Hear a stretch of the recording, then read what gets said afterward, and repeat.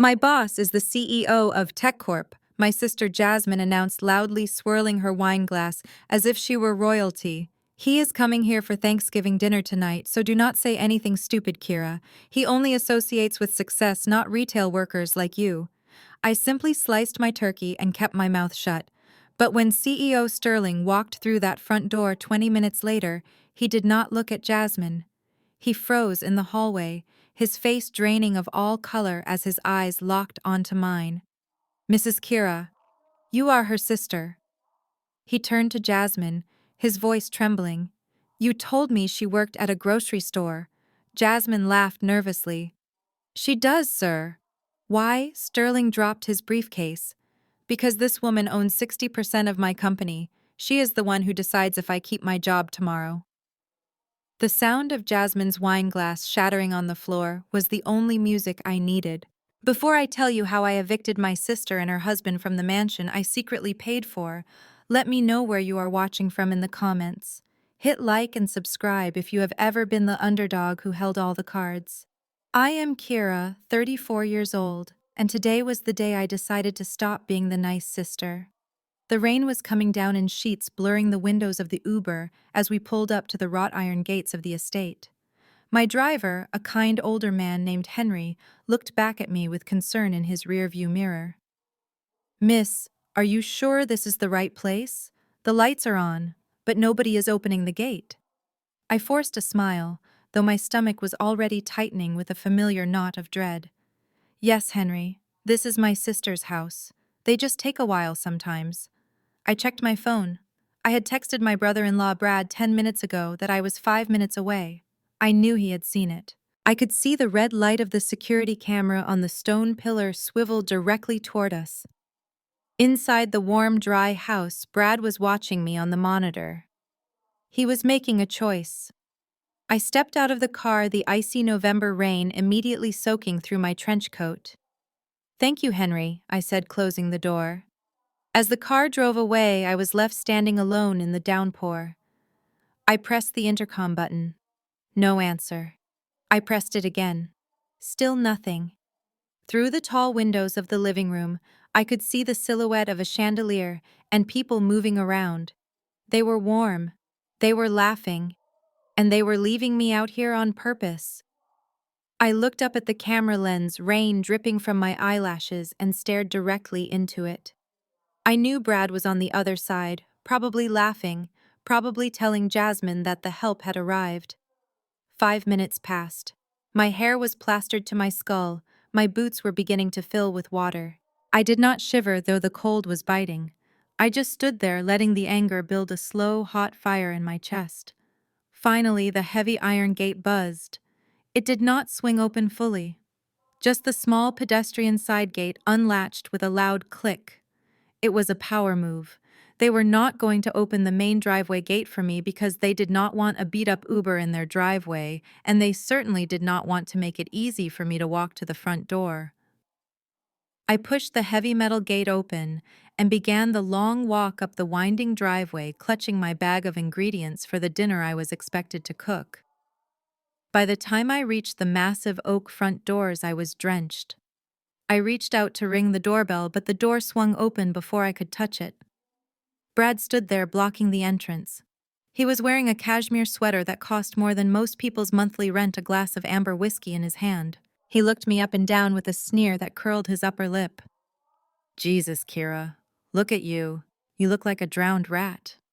I moved to step inside, desperate for the warmth radiating from the hallway, but Brad didn't move. He planted his feet firmly in the center of the doorway, his body creating a physical barrier between me and the shelter. He took a sip of his whiskey, savoring the moment. Not so fast, he said, his voice dripping with condescension. You are dripping wet. And those boots, are those from Target? We just had these floors refinished with imported Italian walnut. I am not having your cheap rubber soles scuffing up my investment. I looked down at my boots. They were high-end waterproof leather worth $600, but I never wore logos, so to Brad they were trash, just like me. Brad let me in, I said, my voice steady despite the cold. It is freezing out here. Brad chuckled, shaking his head as if he were explaining quantum physics to a toddler. Not through here. Guests come through the front door, Kira. The help comes through the garage. Go around the side. There is a mudroom there. You can take off those wet rags and dry off before you come into the main house. We have VIPs coming tonight specifically, Jasmine's CEO, and I do not want the foyer smelling like wet dog. He slammed the heavy door in my face. The sound echoed like a gunshot. I stood there for a moment staring at the wood grain, listening to the lock click shut. I could hear his muffled laughter from the other side. I took a deep breath, wiped the rain from my face, and trudged through the mud around the side of the house to the garage entrance. I punched in the code for the garage door keypad, the code I only knew because I paid the security company bill every month under a shell corporation name. The garage door creaked open. It smelled of gasoline and cold concrete. I walked past Brad's leased BMW, noting the layer of dust on it. As I made my way to the door that led to the mudroom, something on the floor caught my eye. Brad had kicked his shoes off near the door, a pair of expensive loafers. But tucked underneath the shoe rack, hastily shoved out of sight, was a crumpled envelope. The red bold letters were unmistakable even in the dim light. Final notice. Past due. Do not ignore. It was a foreclosure warning from the bank. I paused, bending down to pick it up. My fingers brushed the rough paper. The irony was so sharp it almost made me laugh.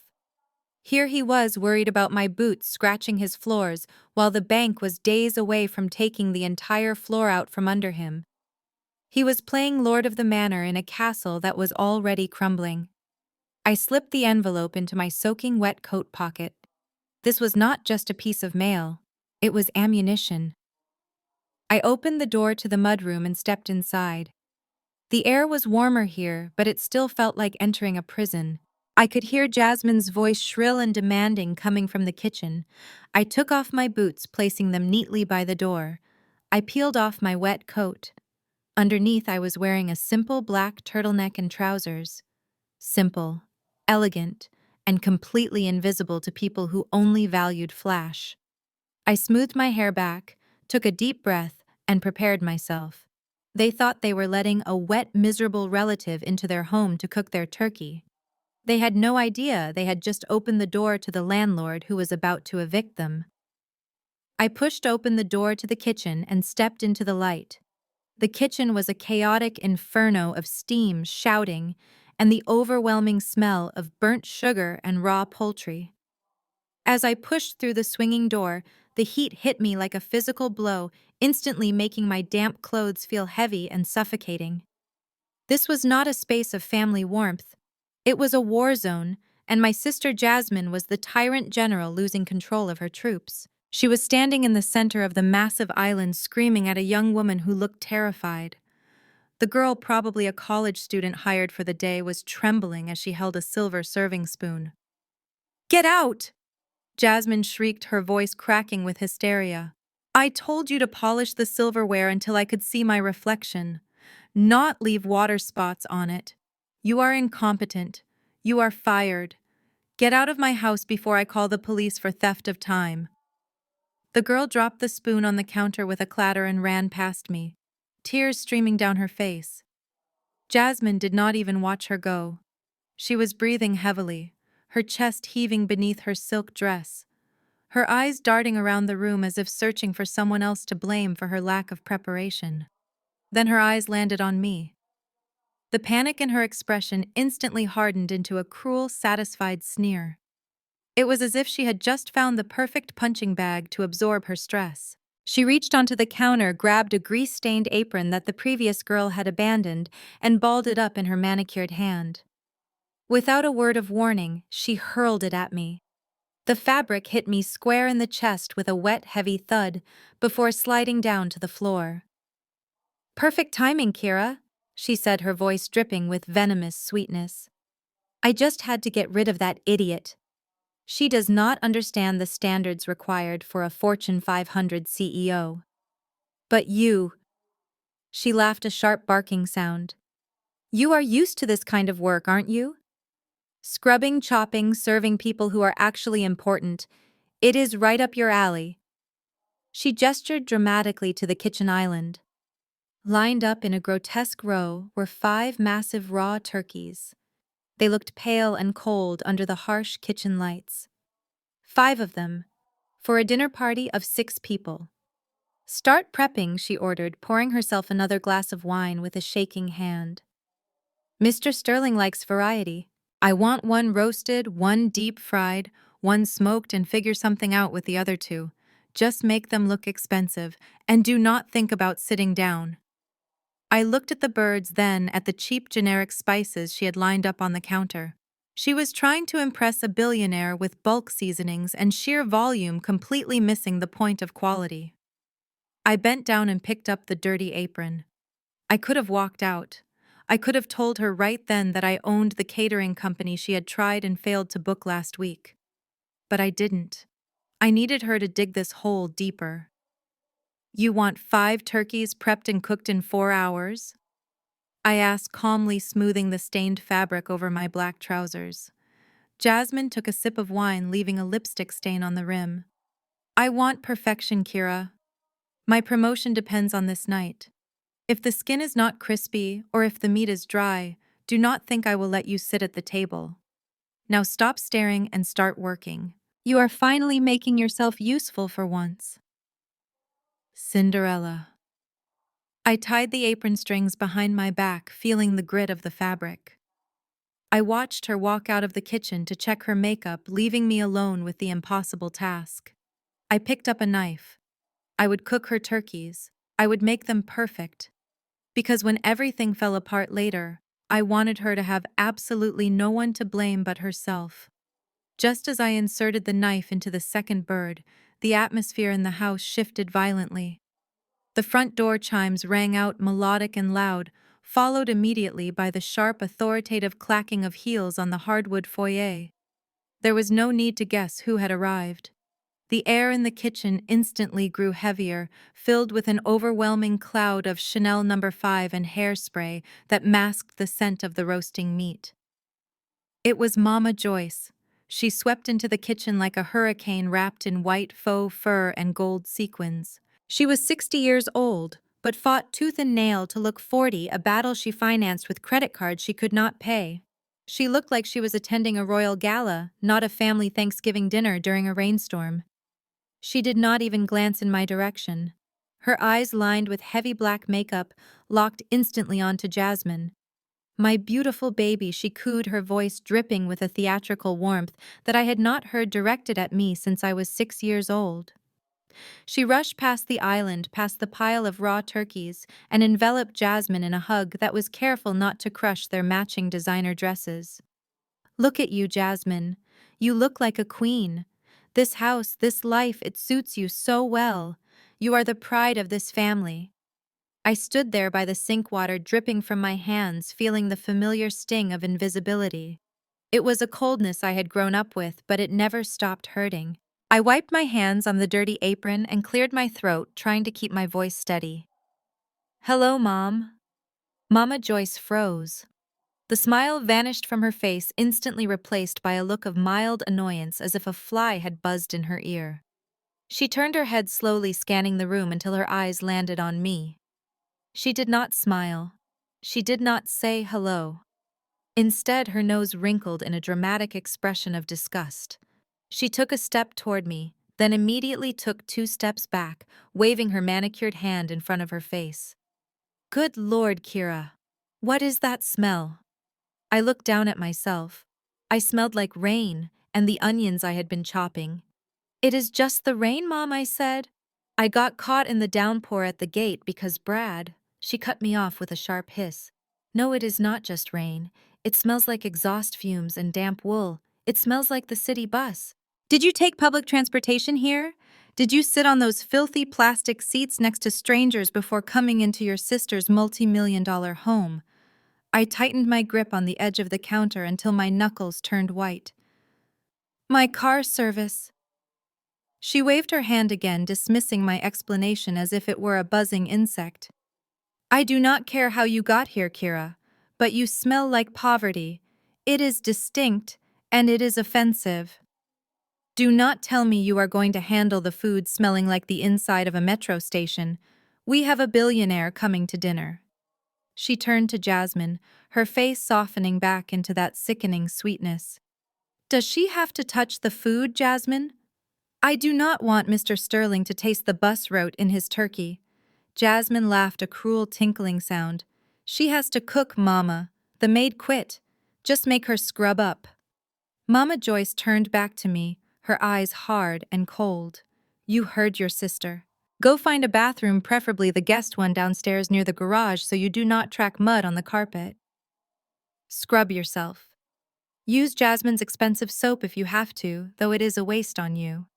Just get that smell off of you before you ruin the appetite of the only person who matters tonight. I watched her turn her back on me, returning her adoration to Jasmine stroking my sister's hair. I looked at the white fur coat Mama Joyce was wearing. It was vintage mink. I knew it was vintage because I was the one who anonymously won the auction for it 3 years ago and had it sent to her house as a mysterious gift from a secret admirer. She was wearing thousands of dollars of my money while telling me I smelled like a peasant. I swallowed the lump of rage in my throat. I would go wash up. I would wash my hands clean of the dirt, and soon I would wash my hands clean of them forever. I scrubbed my hands in the small guest bathroom until the skin was red and raw, trying to wash away not just the smell of the rain, but the feeling of my mother's disgust. The soap smelled of lavender and money, a scent that Jasmine probably thought proved her superiority. When I finally turned off the faucet, the house was strangely quiet. The frantic clattering of the kitchen had stopped, replaced by a tense, heavy silence that seemed to seep through the walls. I dried my hands on a paper towel, refusing to touch the embroidered guest towels that I knew Jasmine would inspect later for stains. I opened the bathroom door and stepped softly into the hallway. The thick Persian rug absorbed the sound of my footsteps, allowing me to move like a ghost in the house I had secretly paid for. As I approached the archway leading to the formal living room, I heard hushed, urgent whispering. It was the sound of panic masked as conversation. I stopped, pressing my back against the cold wainscoting, hidden by the shadow of a large potted fern. It was Brad and Jasmine. They were standing near the fireplace, away from the windows, their bodies turned inward toward each other, in a posture of desperate conspiracy. Brad was running a hand through his gelled hair, his face flushed a blotchy red that clashed with his expensive sweater. Jasmine, listen to me, Brad hissed, his voice trembling with a mixture of fear and rage. The florist called me 10 minutes ago. They would not release the centerpiece. The card was declined. I held my breath. Declined. The word hung in the air like smoke. Jasmine grabbed his arm, her nails digging into the cashmere. Keep your voice down, you idiot. Did you use the platinum card? I tried all of them. Jasmine, Brad whispered, aggressively pulling away from her. The platinum, the gold, even the emergency line of credit. They are all maxed out. Frozen. The bank rep said there is a hold on the account due to suspicious activity and lack of payment. We are underwater. If Sterling doesn't sign off on that bonus tonight, we can't even pay the caterers for the deposit we promised. Jasmine smoothed the front of her dress with manic energy, her eyes darting toward the front door as if she expected the police to burst in. Stop panicking. You smell like fear, and Sterling smells fear, like a shark smells blood. Just hold it together for 3 more hours. 3 hours, Brad shot back. We have a foreclosure notice sitting in the mail stack that I hid from your mother. I touched the damp envelope in my pocket, so he knew. Listen to me, Jasmine said, grabbing his face in her hands, forcing him to look at her. Tonight is not just a dinner. It is a transaction. I have seen the org chart for the restructuring. The vice president of strategy role comes with a $300,000 signing bonus and an immediate relocation package. I have been working Sterling for months. He trusts me. He thinks I am the only one who understands the company vision. Once he announces the promotion over dessert, I will ask for an advance on Monday. We take that $300,000, we pay off the arrears, we pay the credit cards, and we keep this house. Brad exhaled slowly, his shoulders slumping. You are sure. You are sure he is going to give it to you. I am his favorite. Jasmine said, a twisted smile appearing on her face. Why else would he come to Thanksgiving dinner? He is here to celebrate me. We just have to make sure everything is perfect. No mistakes. And absolutely no interference from Kira. If she opens her mouth and embarrasses me, I will kill her. I stood in the shadows, my heart pounding a slow, steady rhythm against my ribs. $300,000. That was the price of their dignity. They were betting their entire existence on a promotion from a man who was only coming to dinner because he was terrified of me. Jasmine thought she was the star of the show about to receive a crown. She had no idea she was actually the court jester dancing on the edge of a cliff. I stepped back silently, retreating toward the kitchen. They wanted me to be the silent, invisible help. Fine. I would be silent. I would let them build their house of cards as high as they wanted just so I could watch the wind blow it all down. Jasmine clapped her hands, the sharp sound echoing off the marble countertops like a whip crack. The ambiance, Kira. We need to control the narrative. She began moving frantically around the kitchen and the adjoining open-plan dining area, her eyes scanning for anything that did not scream opulence. Her gaze landed on the mudroom bench where I had neatly folded my wet trench coat and placed my black leather tote bag. Get those out of here, she commanded, pointing a manicured finger at my belongings. I looked up from the cutting board where I was seasoning the third turkey. I put them in the mudroom, Jasmine. They are out of the way. They are an eyesore, she snapped, rushing over and grabbing my coat as if it were contaminated waste. Look at this fabric, it looks weary. And this bag, it has no logo. It looks like something you bought at a flea market. If Mr. Sterling sees this trash sitting on my bench, he will subconsciously associate me with mediocrity. That bag was a limited edition piece from a quiet luxury brand in Italy, hand-stitched and worth $4,000. But to Jasmine, if it did not have a gold buckle the size of a dinner plate, it was garbage. Put them in the storage shed out back, she said, thrusting the pile of clothes into my arms. The shed, I asked, feeling the cold dampness of the coat against my chest. Jasmine, it is pouring rain out there. Just let me put them in the coat closet. No, she insisted, pushing me toward the back door. The coat closet is for Mr. Sterling's cashmere overcoat. I do not want your damp bus smell touching his things. Put them in the shed. It is dry enough. Go, now. I grit my teeth, took my things, and stepped out into the dark, rain-lashed backyard. I shoved my expensive bag and coat onto a dusty shelf next to a rusted lawnmower, feeling a fresh wave of humiliation. She was literally erasing my existence from the house, scrubbing away any trace that I was there, except for the labor I provided. When I returned, shivering and wet once again, Jasmine was busy with her next stage of deception. She was standing at the wet bar surrounded by a collection of empty, dusty wine bottles. I recognized them. They were bottles of Screaming Eagle and Chateau Margaux wines that cost thousands of dollars. She had kept the empty bottles from a dinner party 3 years ago, a party I had paid for. What are you doing? I asked, wiping water from my face. Set dressing, she murmured carefully, arranging the empty bottles on the credenza in a prominent position where the light would hit the labels. I want Sterling to see these. It shows we have refined taste. It shows we are collectors.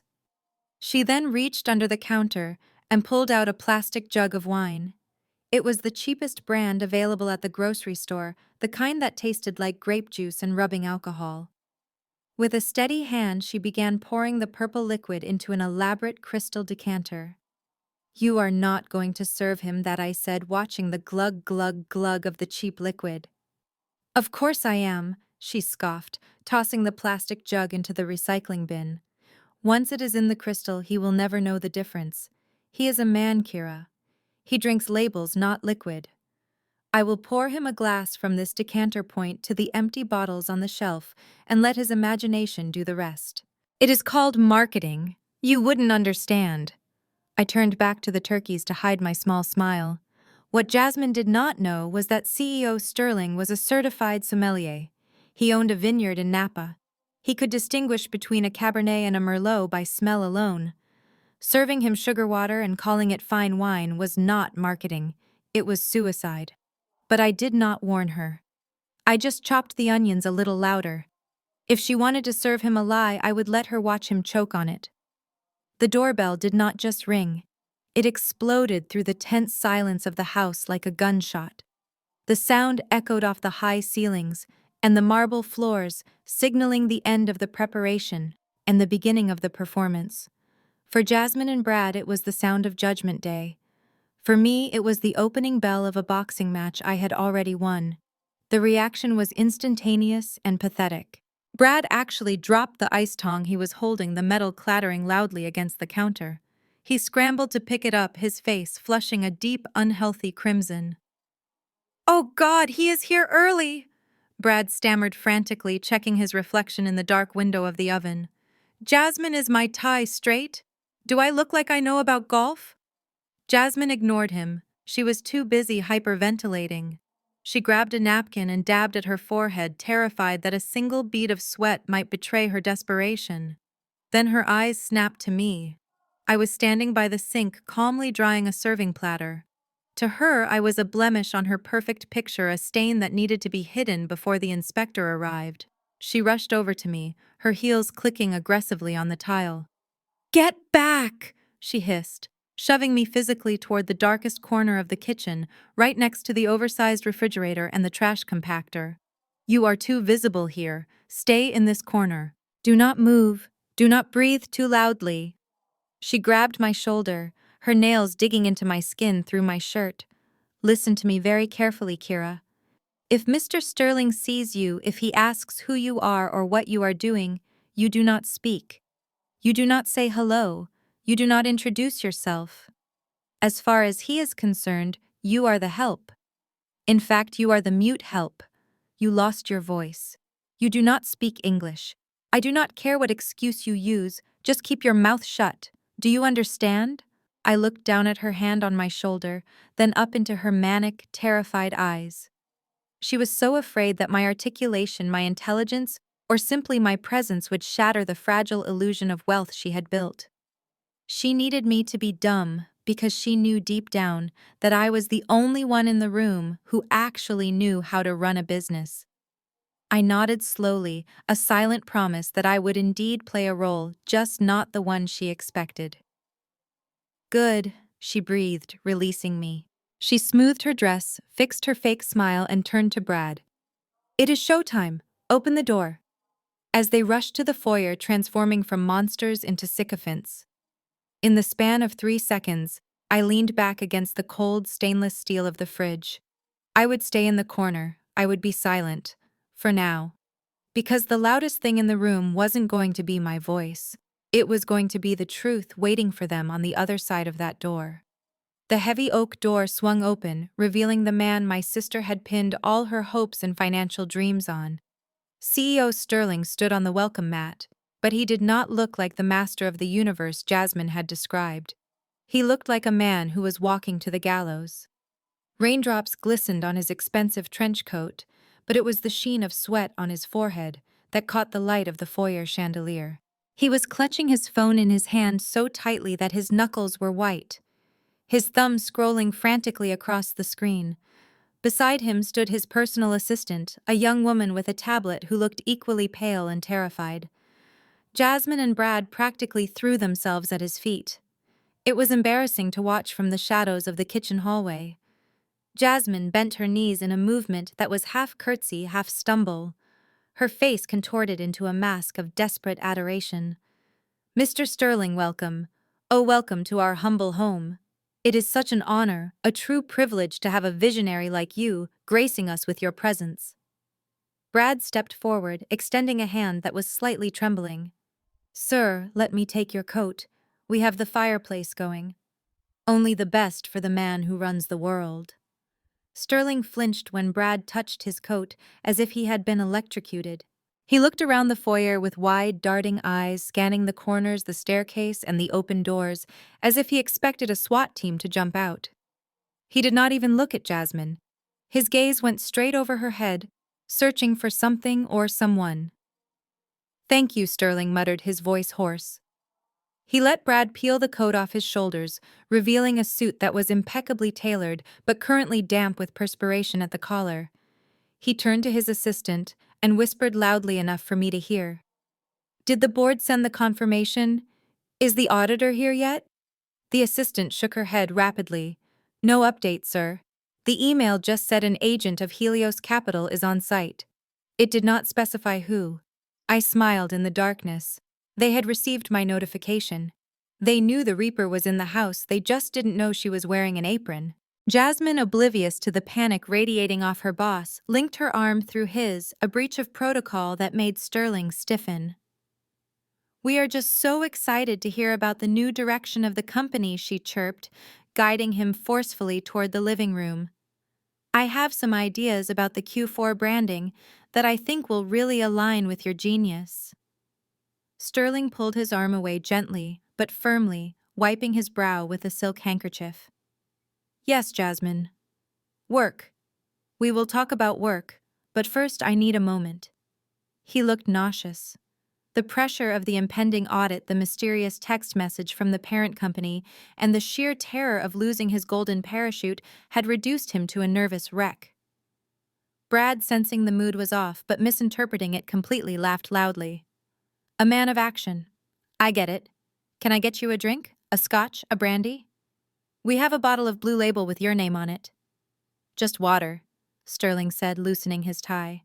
"And I need to use the restroom. Immediately." "Of course, right this way," Jasmine said, pointing toward the main hallway. But Sterling was already moving, walking fast, almost running, trying to escape the suffocating eagerness of his hosts. In his haste and confusion, he didn't turn toward the guest powder room in the hallway. Instead, he took a sharp left, pushing through the swinging door that led directly into the kitchen, directly toward the corner where I was hiding. The swinging door pushed open with a soft whoosh, cutting through the silence of the kitchen. I did not turn around immediately. My hands were deep in warm, soapy water, scrubbing the stubborn grease off the roasting pan that Jasmine had demanded I clean before the main course was served. I assumed it was Jasmine returning to scream at me for not scrubbing quietly enough, or perhaps Brad coming to make sure I had not stolen any silverware. I kept my eyes on the bubbles scrubbing in a rhythmic, hypnotic motion. "Excuse me," a male voice stammered from the doorway. "I am terribly sorry. I seem to have lost my way to the restroom. This house is a bit of a maze." I froze. I knew that voice. It was the voice that had presented the quarterly earnings report on a Zoom call just 2 days ago. It was the voice that had pleaded for a bonus despite missing targets. It was CEO Sterling. I turned off the faucet slowly. The sudden silence in the room was deafening. I dried my hands on the dirty apron Jasmine had thrown at me and turned around to face him. Sterling was standing by the refrigerator, dabbing his forehead with a silk handkerchief. He looked like a man on the verge of a cardiac event. His tie was loosened, his face was pale, and he was holding a glass of water that trembled visibly in his grip. He looked up, expecting to see a maid. Instead, he saw me. The reaction was visceral. It was as if he had been struck by lightning. His eyes went wide, bulging out of his head. His mouth opened, but no sound came out. He blinked rapidly, his brain struggling to process the impossible image in front of him. Here was the woman known in the boardroom as the Shark, the woman whose signature was on his employment contract, the woman who controlled the fate of his entire career, standing in a suburban kitchen, wearing a stained apron and smelling of dish soap. "Mrs. Kira." He wheezed the air, leaving his lungs in a rush. The glass of water slipped from his sweating fingers. It hit the tiled floor with a shattering crash that sounded like an explosion in the small room. Shards of crystal and water sprayed across his polished Italian shoes, but he did not even flinch. He did not look down. He could not tear his gaze away from me. "I do not understand," he stammered, taking a step back, his back hitting the doorframe. "What are you doing here? Is this the audit?" He looked around the kitchen frantically, as if searching for hidden cameras or a team of lawyers hiding in the pantry. His paranoia, fueled by the mysterious text message I had sent earlier, was now running wild. He began to piece together a terrifying narrative in his head. He thought this was a test. He thought I was conducting an extreme version of an undercover inspection to see how he treated his employees' families, or perhaps to catch him in a lie about his lifestyle. I stood perfectly still, my expression unreadable. I did not smile. I did not offer to help him clean up the glass. I simply watched him unravel. "Mrs. Kira, please," he begged, his voice dropping to a harsh whisper. "If this is about the Q3 numbers, I can explain. I did not know you were here. I had no idea you had any connection to Jasmine. Is this a test of my character? Because I assure you I am completely transparent." He was shaking now. He looked at the dirty dishes, then back at me, and I could see the horror dawning on him. He was realizing that he had just let his subordinate Jasmine treat the chairman of the board like a servant. I took a step forward, the crunch of glass under my boot making him jump. He looked like he wanted to kneel. He looked like he wanted to run. But mostly he looked like a man who realized his life was about to change forever. "Mr. Sterling," I said softly, my voice calm and authoritative, contrasting sharply with my appearance. "You seem to have made a mess." "I will clean it up," he said immediately, dropping to his knees without hesitation, disregarding his expensive suit trousers. "I am so sorry, Mrs. Kira. I will clean it right now. Please just tell me what is going on." Before I could answer, before I could confirm or deny his fears, the door swung open again. But the damage was done. The seed of terror had been planted, and it was already blooming. The silence in the kitchen was shattered as the door swung open with aggressive force. Jasmine stood in the frame, her chest heaving, her eyes darting between CEO Sterling, who was on his knees frantically wiping up water with his silk handkerchief, and me standing calmly above him with a dirty rag in my hand. To Jasmine, the scene was a catastrophe, but she completely misinterpreted the dynamics. She assumed her clumsy sister had caused a mess that her billionaire boss was forced to clean up. She rushed forward, the heels of her shoes clicking sharply on the ceramic tile, creating a staccato rhythm of panic. "Oh my God, Mr. Sterling," she gasped, practically throwing herself between us. "I am so mortified." She shoved me hard with her shoulder, pushing me back against the counter. "Has this woman been bothering you?" I told her explicitly not to speak to the guests. She glared at me with pure hatred. "Kira, what did you do? Did you spill water on him? You are so clumsy, it is embarrassing." Sterling looked up from the floor, his face pale and slick with sweat. He looked at Jasmine, who was berating me, and then he looked at me, the woman who signed his paychecks. His brain momentarily short-circuited. "This woman," Sterling stammered, standing up slowly, and brushing the glass shards from his wet trousers. "You mean—" The help Jasmine let out a shrill, nervous laugh. "Yes, exactly. She is just the help. Honestly, she is barely that. We only let her work here out of pity because she cannot hold down a real job. Please, Mr. Sterling, come back to the living room. Do not let her infect you with her incompetence." Sterling looked at me, his eyes wide with confusion and terror. He opened his mouth and I knew exactly what he was about to say. He was about to say, "But this is Mrs. Kira, the chairman of the board." He was about to blow my cover and ruin the beautiful trap I had set. I locked eyes with him. I did not smile. I simply raised one eyebrow and very slowly, very deliberately, brought my index finger to my lips. It was a micro gesture invisible to Jasmine, who was too busy fussing over Sterling's wet sleeve, but to him it was a command from God. I saw the realization wash over him. The color drained from his face completely. He swallowed hard. In his mind, he connected the dots. The surprise audit, the text message about an agent on site, and now the chairman of the board standing in a kitchen wearing a dirty apron while her own sister abused her. He concluded that this was an undercover test. He believed I was testing his integrity and his leadership values. If he revealed my identity, he would fail. If he treated me like royalty while Jasmine treated me like trash, he might expose the game. He had to play along, but he was terrified of disrespecting me. I I see Sterling choked out, his voice trembling. He looked at Jasmine, then back at me, bowing his head slightly in a gesture of submissive respect that Jasmine mistook for exhaustion. She was actually just helping me, Jasmine. It was my fault. I was clumsy. Jasmine blinked, stunned that her perfect boss would take the blame for a servant. Oh, you are too kind, sir. You are a saint. She turned to me, her voice dropping to a venomous whisper. You are lucky he is a gentleman, Kira. Now get out of my sight. Go clean the guest bathroom. And do not come out until dinner is served. Sterling flinched at her tone. He looked like he wanted to vomit. He looked at me, pleading silently for mercy. I gave him a small, cold nod, granting him permission to leave. Jasmine grabbed his arm and dragged him out of the kitchen, oblivious to the fact that she was dragging a man who was walking to his own execution. I picked up the wet rag again.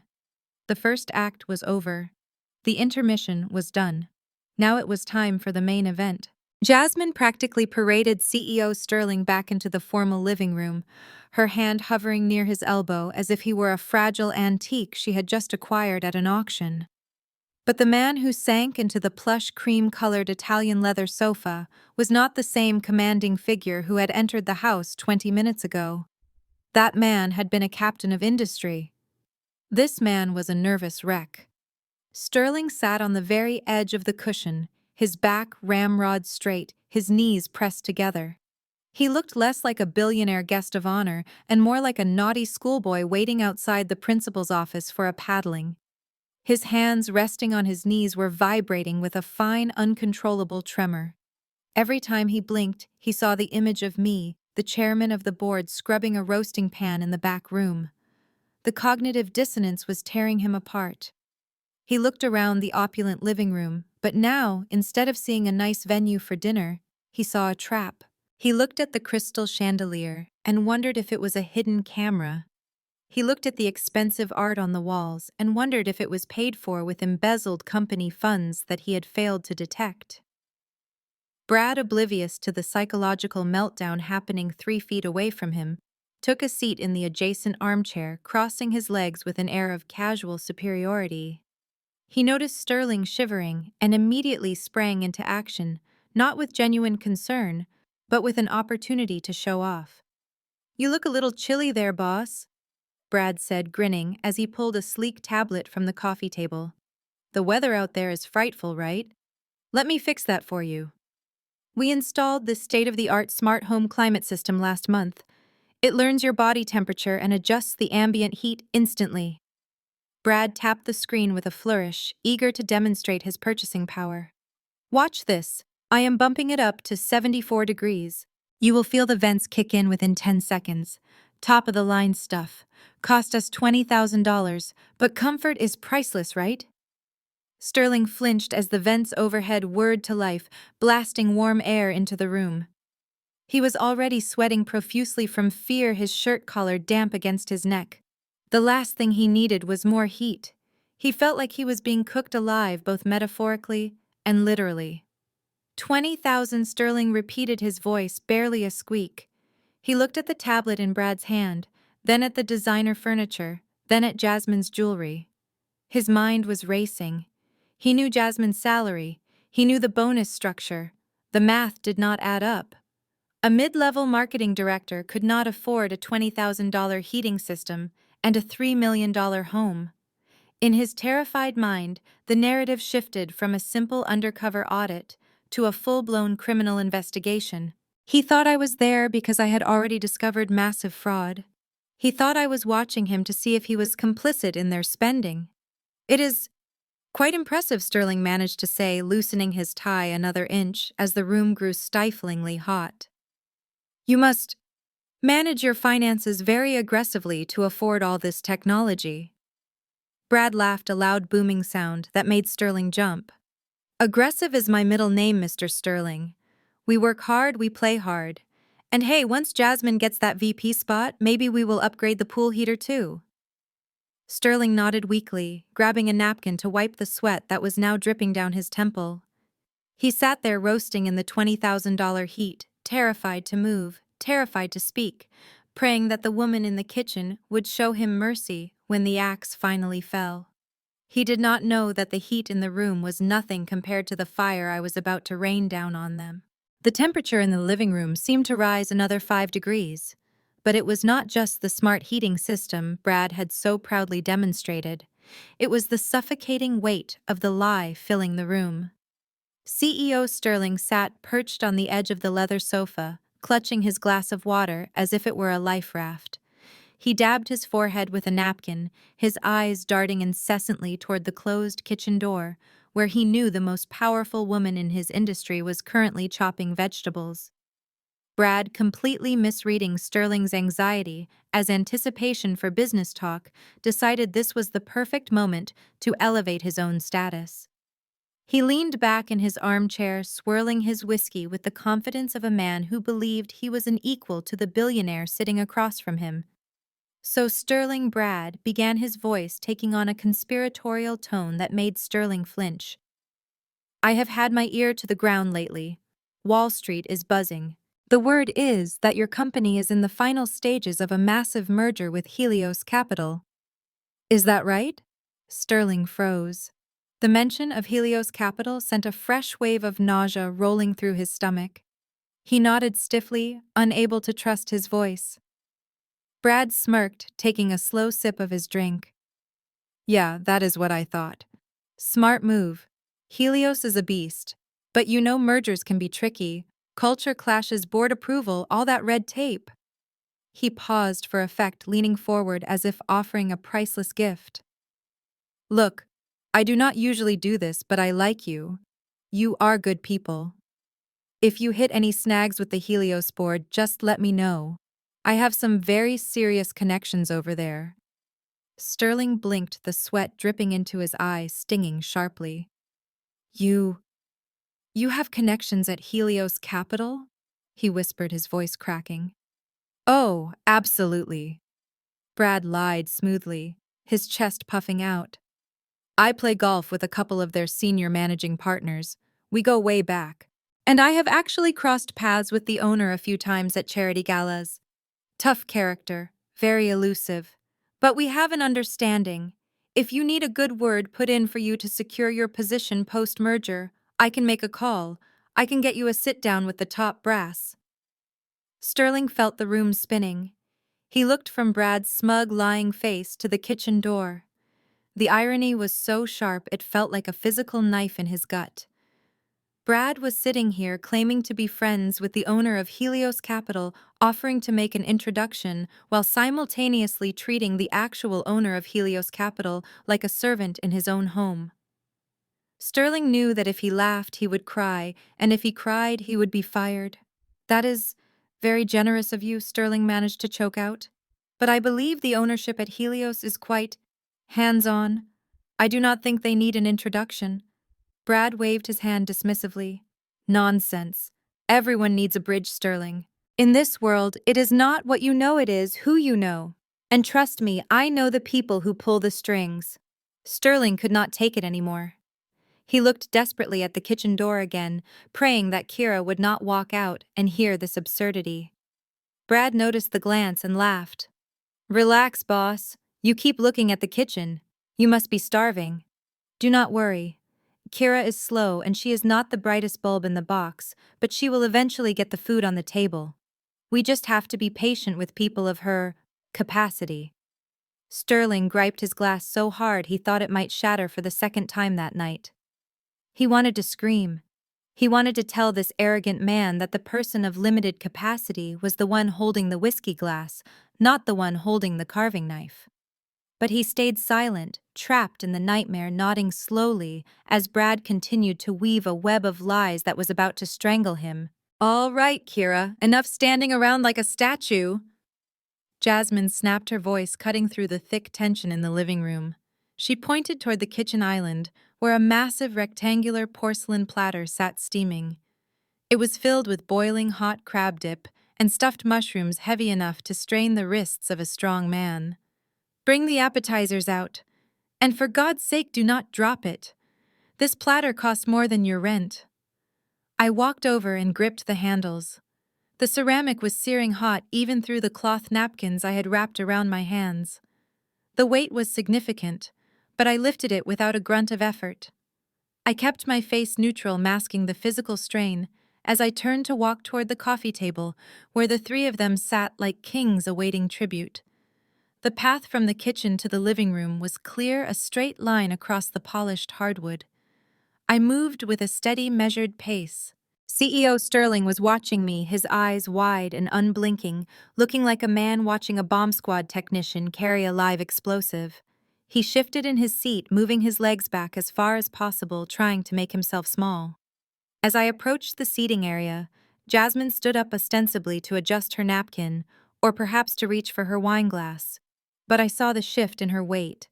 I saw the glint of malice in her eyes that I had seen 1,000 times in our childhood. She did not want the appetizers served. She wanted a disaster. She wanted a reason to scream. Then it happened. With the precision of a viper striking, she extended her right foot directly into my path, just as I took my next step. It was not a stumble. It was a calculated ambush. My boot caught her heel. My momentum pitched forward violently. In that split-second, time seemed to slow down. I felt gravity grabbing the heavy, boiling hot tray, trying to drag it and me down to the floor. Most people would have gone down. Most people would have thrown their hands out to break their fall, sending scalding cheese and heavy porcelain flying everywhere. But I was not most people. My core tightened instantly. I planted my left foot hard, the rubber soles screeching slightly against the wood, finding traction where there should have been none. I twisted my torso, absorbing the shock of the trip, turning the fall into a controlled lunge. I did not drop the tray. I did not let go. However, the violence of the motion caused the platter to tilt sharply to the right. A small stream of hot oil and sauce sloshed over the rim. It hissed as it hit the floor, missing CEO Sterling's polished shoe by less than an inch. I regained my balance in a heartbeat, standing tall with the heavy tray now perfectly level in my hands again. I looked at Jasmine. She was staring at my feet, genuine disappointment flashing across her face before she masked it with fake outrage. She had wanted me to fall on my face. She had wanted me to cover her boss in hot food. She had wanted to destroy me even if it meant ruining her own party. The fact that I was still standing was an insult to her efforts. I took a deep breath and set the platter down on the table with a soft, controlled thud right in front of a trembling Sterling. I had saved the food, but the war was just heating up. The heavy porcelain platter settled onto the glass coffee table with a soft, ominous thud. Not a single drop of sauce had spilled onto the carpet. Not a single mushroom was out of place. I had performed a physical feat of balance that should have earned applause. Instead, I earned a scream that shattered the atmosphere of the room. "Oh my God!" Jasmine shrieked, clutching her chest as if she had just witnessed a murder. "Are you insane, Kira? You almost poured boiling oil all over the CEO of a billion-dollar company. What is wrong with you?" She rushed over to Sterling, who had not even been touched, and began frantically dusting off his shoulders as if invisible debris had fallen on him. I stood there, my hands still stinging from the heat of the handles, watching her performance. It was a masterclass in gaslighting. She had tripped me. She had created the danger. And now, she was the hero saving her boss from the clumsy villain. "You are useless!" Jasmine spat at me. Her face twisted into a mask of pure disgust. "I trust you with one simple task. Just carry a tray and you try to sabotage my career. Get out. Get back into the kitchen before you actually kill someone. Coot! Now!" Sterling could not take it anymore. The sight of the woman who owned his company being screamed at like a stray dog was too much for his nerves to handle. He shot up from the sofa, his knees knocking against the table. "No, wait," he stammered, reaching out a hand toward me. "She did not spill anything. It was an accident. Mrs. Kira, are you?" He was about to ask if I was okay. He was about to break protocol because his survival instinct told him that letting the chairwoman be humiliated was a firing offense. But before he could finish his sentence, Mama Joyce lunged forward. She moved with surprising speed for a woman in a sequined gown. She grabbed Sterling by the arm, her grip firm and controlling, and physically forced him back down onto the sofa. "Sit down, Mr. Sterling, please," she said, her voice dripping with that sickeningly sweet hospitality. "Do not waste your breath on her. You are too kind, really, but you do not know Kira like we do." Sterling looked at Mama Joyce's hand on his arm, then at me, his eyes pleading for guidance. "But Mrs. Wilson," he tried to say, his voice weak. "She is clumsy by nature," Mama Joyce interrupted, patting his hand patronizingly. "She has been this way since she was a child. Born backward, I always say. She drops everything. Opportunities, relationships, and now appetizers. It is a pathology, really. We just try to keep her out of sight so she does not hurt herself or others." I looked at my mother. I looked at the woman who had birthed me, listening to her describe me as a genetic defect to a stranger just to make her golden child look better. She was rewriting my history in real time, painting me as a broken thing that needed to be managed. "Go on," Kira, Mama Joyce said, waving her hand at me without looking. "Go sit in the corner until we need the plates cleared, and try not to break anything on your way out." I locked eyes with Sterling one last time. I saw the horror in his face. He was not horrified by my clumsiness. He was horrified by their cruelty. I gave him a tiny, almost imperceptible nod. It was a command. "Stay seated. Let them dig the grave." I turned around and walked back toward the kitchen, my spine straight, my head high. They thought they were banishing me to the dark. They did not realize that the dark was where I did my best work. And I still had one more text message to send. Mama Joyce leaned forward on the plush sofa, the sequins on her dress scraping against the leather with a sound like sharpening knives. She lowered her voice to a conspiratorial whisper, the kind used to share devastating gossip in church pews. "Mr. Sterling, I feel I owe you an explanation. I saw the way you looked at Kira when she almost dropped that tray. You are a kind man, clearly, but you need to know the truth so you can protect yourself." Sterling sat frozen, his hand instinctively tightening around the handle of his leather briefcase. That briefcase sat by his feet, heavy with the weight of the forensic accounting report he had received just hours ago. He looked at Mama Joyce, expecting an apology. Instead, he got an assassination of character. "Kira has a history," Mama Joyce said, casting a pitying glance toward the kitchen door where I had disappeared. "We do not talk about it publicly because it is shameful for a family of our standing, but since you are practically family now, you should know. She went away for a while when she was 20, to a facility, for theft." Sterling choked on his own saliva. He coughed violently, his face turning a deep shade of purple. He looked at me standing in the shadows of the doorway, then back at my mother. The woman who owned the holding company that controlled his assets was being accused of petty theft by a woman wearing a knockoff bracelet. It started small. Mama Joyce continued mistaking his choking for shock. Silverware, jewelry. Then it escalated to shoplifting. We spent thousands on lawyers to keep her out of federal prison, but the habit never left her. That is why she works these low-level jobs. No one trusts her with a cash register. Jasmine chimed in, nodding solemnly as she swirled her wine. "It is true, sir. It is heartbreaking. That is why we are so hard on her. We have to be. We are trying to teach her discipline, but she just has sticky fingers. Honestly, you should probably keep your briefcase close to you. I would hate for your corporate secrets or your wallet to go missing tonight." The irony in the room was so thick it was suffocating. Sterling looked down at his briefcase. Inside was the proof that Jasmine had embezzled over $1 million in marketing funds to pay for her lifestyle.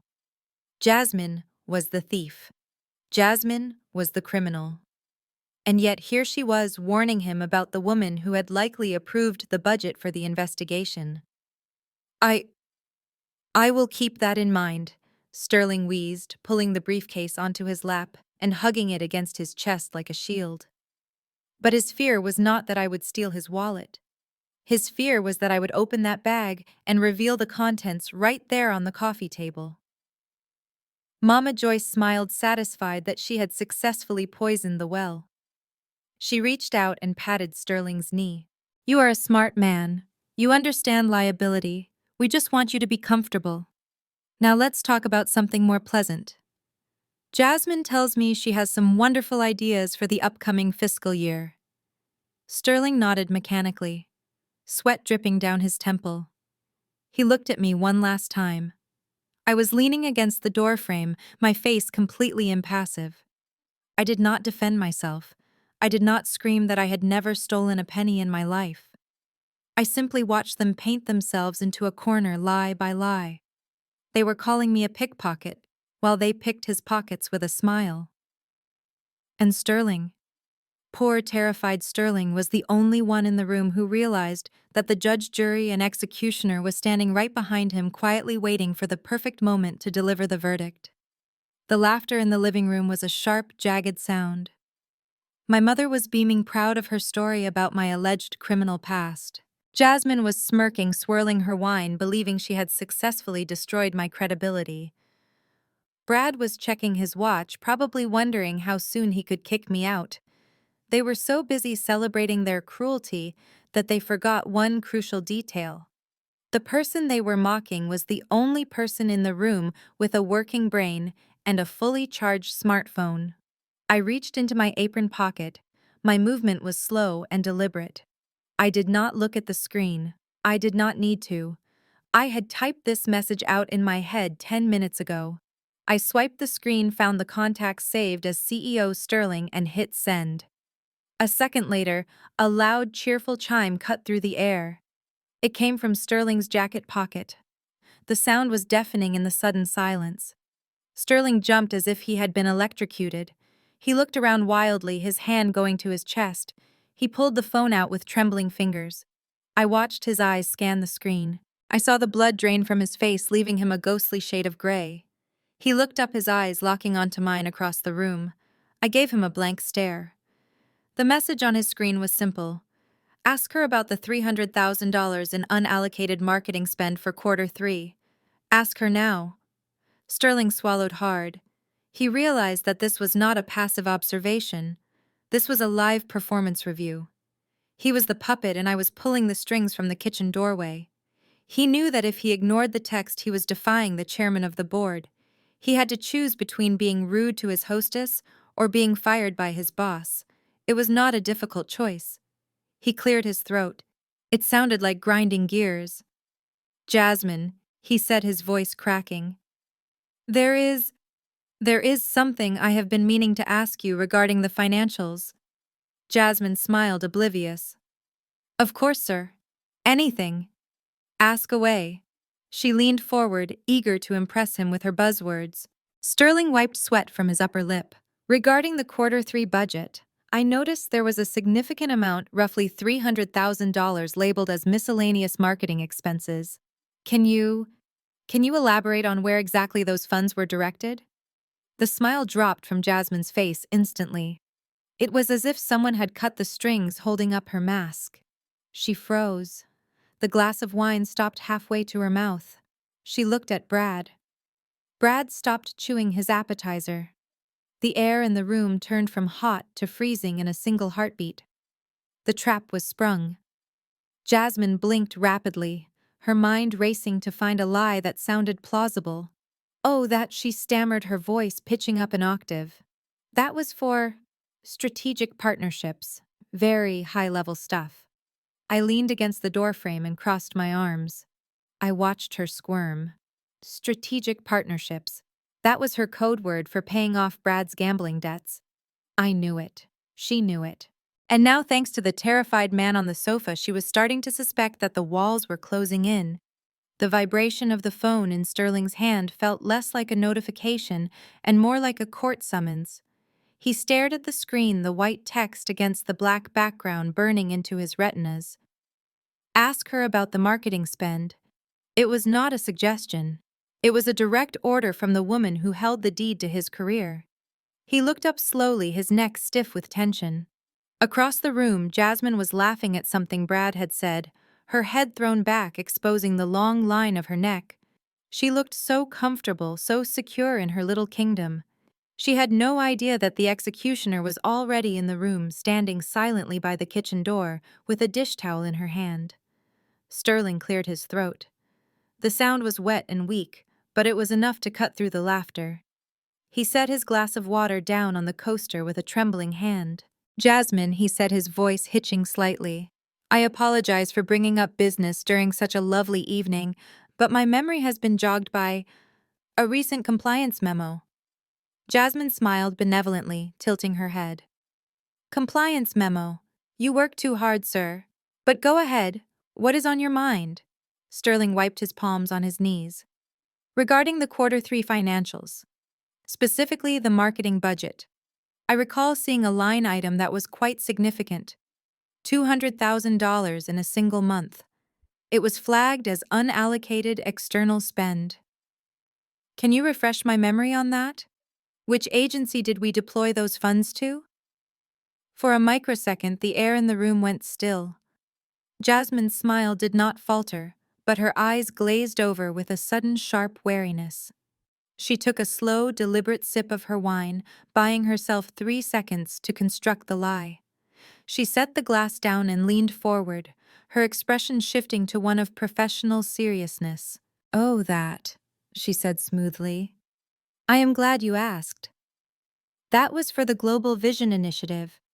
You remember the diversity outreach program we discussed in the abstract?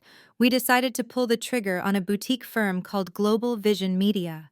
They specialize in hyper-localized digital engagement." Brad, sitting next to her, nodded vigorously. He took a bite of a stuffed mushroom and spoke with his mouth full. "Great guys. Global Vision. Top tier. They really know how to penetrate the urban demographic." Sterling felt a wave of nausea roll over him. Global Vision. The name sounded generic, fake, the kind of name you buy online for $50. He looked at Jasmine, who was beaming with the confidence of a sociopath. Global Vision. Sterling repeated, his voice barely a whisper. "And what exactly did we get for $200,000, Jasmine? I do not recall seeing any analytics or campaign reports." Jasmine waved her hand dismissively. "It is a brand awareness play, sir. It is intangible asset building. You cannot measure it with traditional metrics just yet. But trust me, the community impact is massive. We are building goodwill. It is a long-term strategy." She was lying. It was not just a suspicion anymore. It was a fact. Sterling could see it in the way she avoided direct eye contact, focusing instead on the knot of his tie. He could hear it in the vague, empty buzzwords she was using. Intangible. Goodwill. Strategy. It was the language of theft. He looked over Jasmine's shoulder toward the kitchen. I was standing there, leaning against the doorframe, polishing a glass. I caught his eye. I did not nod. I did not smile. I just stared at him, my face a mask of stone. I knew exactly what Global Vision was. It was a shell company registered to a P.O. box in Delaware. A P.O. box that Brad paid for. Sterling looked back at Jasmine. He realized with a jolt of horror that he had signed off on those checks. He had approved the budget because he trusted her. And now he was sitting in a $20,000 smart home that was likely paid for with his company's stolen money, listening to his employee lie to his face, while the owner of the company watched the entire performance. He felt the trap snapping shut around his leg. He opened his mouth to ask another question, but his throat was so dry he could not speak. The lie was out there, floating in the room like toxic gas, and Jasmine was smiling as if she had just served him dessert. The dining room was illuminated by the soft glow of the chandelier, casting long shadows against the walls that Jasmine had recently repainted a shade of gray she claimed was trendy, but just looked cold. The table was set for royalty, or at least Jasmine's version of it. Gold-rimmed chargers, heavy crystal goblets, and an overly elaborate centerpiece of autumn flowers that blocked the view across the table. Jasmine guided CEO Sterling to the head of the table, pulling out the high-backed chair with a flourish. "Please, Mr. Sterling, you sit here at the head," she said, her voice dripping with reverence. "This is the seat of power. It offers the best view of the garden, although with this rain you will just have to imagine the landscaping." Sterling sat down tentatively, his hands gripping the armrests, as if he were strapping himself into an electric chair. Brad took the seat to his right, and Mama Joyce took the seat to his left, creating a wall of sycophants around him. Jasmine sat opposite Sterling, ready to command the conversation. That left one person standing. Me. I stood by the doorway holding a pitcher of water. Jasmine turned to look at me, her eyes scanning the room until they landed on the far corner near the swinging door to the kitchen. There, set up in the shadows, was a small, scratched, wobbly card table. It was the kind of table you would use for a children's lemonade stand or for sorting junk mail in the garage. There was no tablecloth, just a single paper napkin and a plastic fork. Kira, Jasmine said, waving her hand dismissively toward the corner. "You can sit over there. It is cozy." I looked at the table. It was not just an insult. It was a statement. She was telling me that even in a room full of empty chairs, I did not deserve a place at the main table. "Eat quickly," she added, unfolding her linen napkin. "And once you are done, clear the plates. We do not want to be looking at dirty dishes while we discuss the merger." The room went silent. Sterling looked at the card table. Then he looked at me. Then he looked back at the empty chair right next to Jasmine that had been removed to make space for her purse. His brain was screaming. He was sitting at the head of the table while the owner of the company, the woman who could liquidate his assets with a phone call, was being banished to a timeout corner like a naughty toddler. He could not do it. The fear outweighed the social awkwardness. Sterling pushed his chair back. The legs scraped loudly against the floor, a harsh sound that made everyone jump. He stood up, his face pale but his jaw set. "I cannot do this," he said, his voice shaking slightly. Jasmine looked up, confused. "Mr. Sterling? Is something wrong with the chair? We can switch cushions." "It is not the chair," Jasmine, Sterling said, gesturing to me with a trembling hand. "I cannot sit here and eat while a member of your family sits in the shadows on a folding chair. It is not right." Jasmine laughed nervously. "Oh, sir, you are too noble." But really, she prefers it. Kira is antisocial. She is happier over there where she does not have to worry about table manners. I stepped forward. "Actually, Jasmine, I would love to join the conversation," I said, my voice calm and clear. "Unless you think my presence will distract you from explaining that marketing budget." Sterling looked at Jasmine. "I insist," he said firmly. "If she does not sit at this table, I will stand and eat in the kitchen with her. That is my policy." Jasmine's face contorted. She looked like she had swallowed a lemon. She had no choice. Her boss had given an order. With a huff of pure irritation, she stood up and dragged the heavy oak chair from the wall, slamming it down next to Brad. "Fine," she hissed. "Kira, bring your plate here. But if you embarrass me, you are sleeping in the garage." I walked over and sat down. The chair was comfortable. The view was perfect. I was sitting directly across from Sterling and directly next to the brother-in-law who despised me. I unfolded my napkin and placed it on my lap. The dinner had not even started and I had already taken their territory. Now it was time to take their dignity. The scraping of CEO Sterling's chair against the hardwood floor was loud and jarring in the silent dining room. He did not just stand up. He pushed back from the table as if it were contaminated. His face was pale, but his eyes held a desperate resolve. He looked at the elaborate feast Jasmine had laid out then, at the lonely card table in the corner, where I sat with my plastic fork. The disparity was not just rude. It was a visual representation of the hierarchy he was terrified of endorsing. Jasmine stared at him, her mouth slightly open. "Mr. Sterling, is something wrong? Please sit down. The soup will get cold." Sterling shook his head. He gripped the back of his chair, his knuckles white. "I cannot eat, Jasmine. I cannot sit here and enjoy this meal while your sister sits in the corner like a punished child." Jasmine let out a strained laugh, looking at Brad for support. "Oh, sir, you really are too sensitive. Kira likes it there. She is shy. She is not used to fine dining. We are doing her a favor." "No," Sterling said, his voice rising slightly. It is not a favor. It is. It is against my principles. At my company, we value inclusivity. We do not segregate people based on whatever this is. He turned to look at me. I was sitting quietly watching him.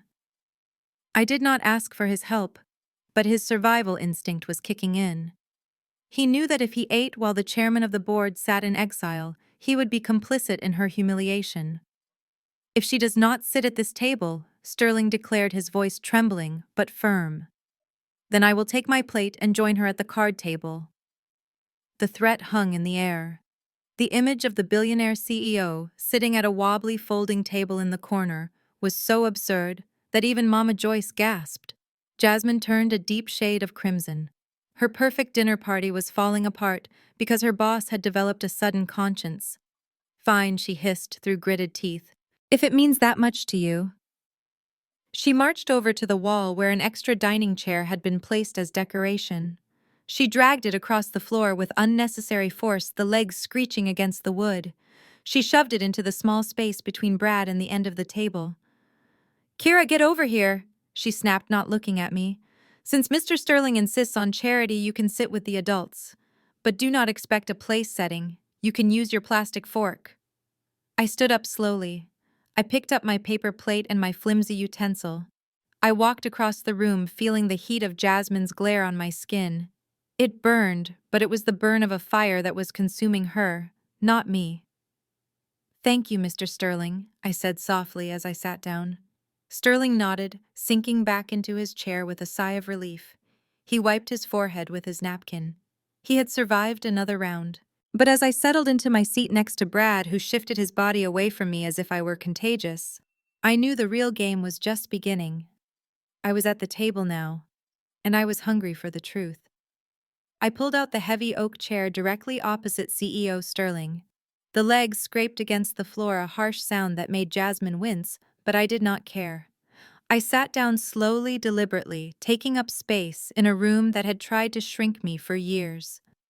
The first thing I did was reach behind my back and untie the grease-stained apron Jasmine had forced me to wear. I pulled the loop over my head and let the dirty fabric fall to the floor in a heap next to my chair. Underneath, I was not wearing rags. I was wearing a charcoal silk blouse from a designer in Milan who does not put logos on his clothes because the fabric speaks for itself. It was the kind of shirt that cost more than Brad's car payments for 3 months. I saw Sterling's eyes widen as he recognized the cut. He knew quality. He looked at the fabric, then at my wrist, where a vintage unpolished timepiece sat discreetly. It was worth more than this entire house. Jasmine, however, just sneered, probably thinking my outfit was from a discount rack, because it did not have a giant golden buckle screaming its price tag. I placed my hands on the table, folding them calmly. I did not reach for the wine. I did not reach for the bread. I reached for the truth. I turned my head slightly to the right, looking directly at Brad, who was aggressively sawing into his stuffed mushroom as if it owed him money. He refused to look at me, his body angled away, radiating contempt. "Brad," I said, my voice cutting through the clinking of silverware. "I am curious. Sterling mentioned Global Vision earlier. That is your consulting firm, isn't it?" Brad stopped chewing. He looked at Jasmine, then at me, a smirk playing on his greasy lips. He thought I was trying to impress him, or perhaps asking for a job. He leaned back, swirling his whiskey, happy to lecture the poor relation. "Yeah, Global Vision is my baby," he bragged, puffing out his chest. "We are a boutique agency. We handle high-level strategy, disruption, synergy. You know, complex corporate stuff." "Why do you ask, Kira?" "Thinking of quitting the grocery store and trying to get an internship." "I do not hire family, by the way. Bad for morale."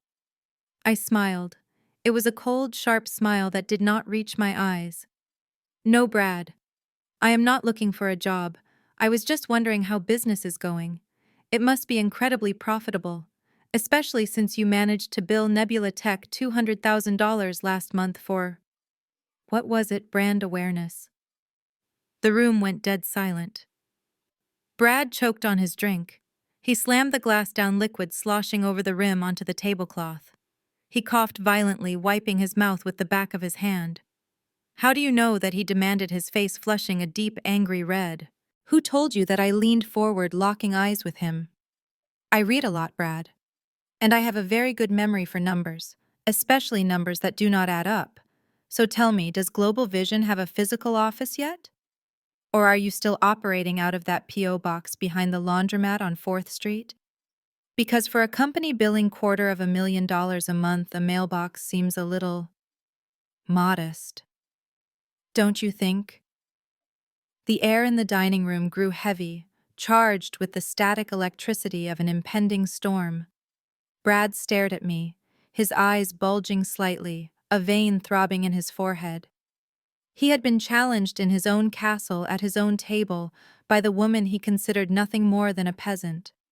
He slammed his fork down onto his china plate. The sharp clatter made Sterling flinch, but I did not blink.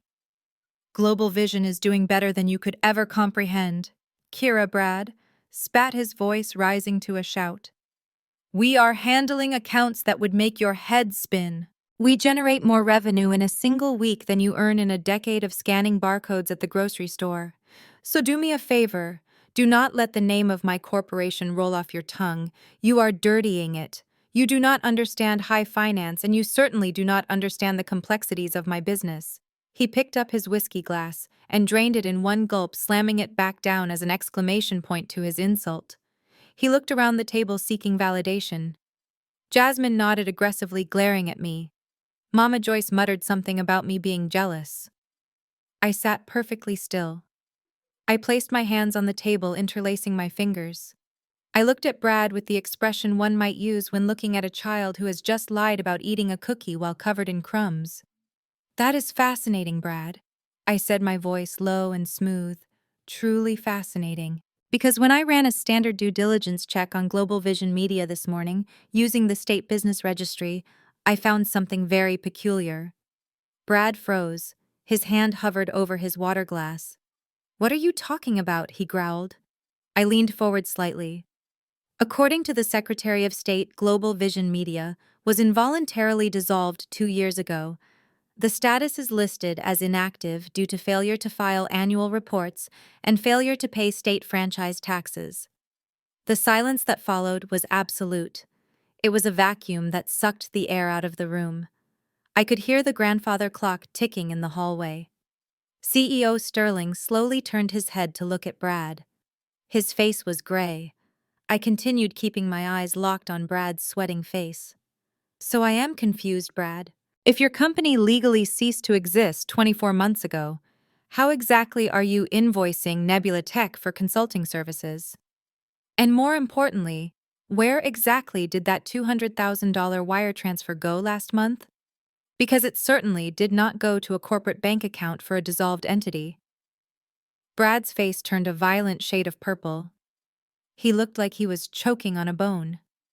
That is a lie, he shouted, standing up halfway. His chair screeched against the floor. The internet is wrong. We are restructuring. We are operating under a DBA. You do not know what you are talking about. I smiled. It was the smile of a shark circling a bleeding seal. I know exactly what I am talking about, Brad. And I think Mr. Sterling is starting to know too. Aren't you, sir? I glanced at Sterling. He was not looking at Brad anymore. He was looking at his briefcase, looking like a man who realized he had just eaten dinner with a thief. Brad looked at Sterling, desperation clawing at his throat. Boss, she is crazy. She is making this up. But the seed was planted. And Brad knew deep down in his terrified soul that I had the receipts. The silence that followed my accusation was so thick, it felt like it could choke the life out of everyone at the table. Brad sat there with his mouth slightly open, his face a mask of frozen panic, unable to process the fact that his secret was out. He looked like a deer staring into the headlights of an 18-wheeler. But Jasmine, ever the survivalist, was not ready to let her house of cards collapse just yet. Suddenly the table shook. It was a sharp, violent motion disguised as an accident. I felt the vibration through the floorboards. Jasmine had driven the sharp heel of her designer stiletto hard into Brad's shin under the table. It was a wake-up call, a physical command to wipe the guilt off his face.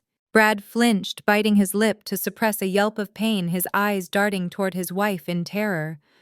Jasmine let out a laugh.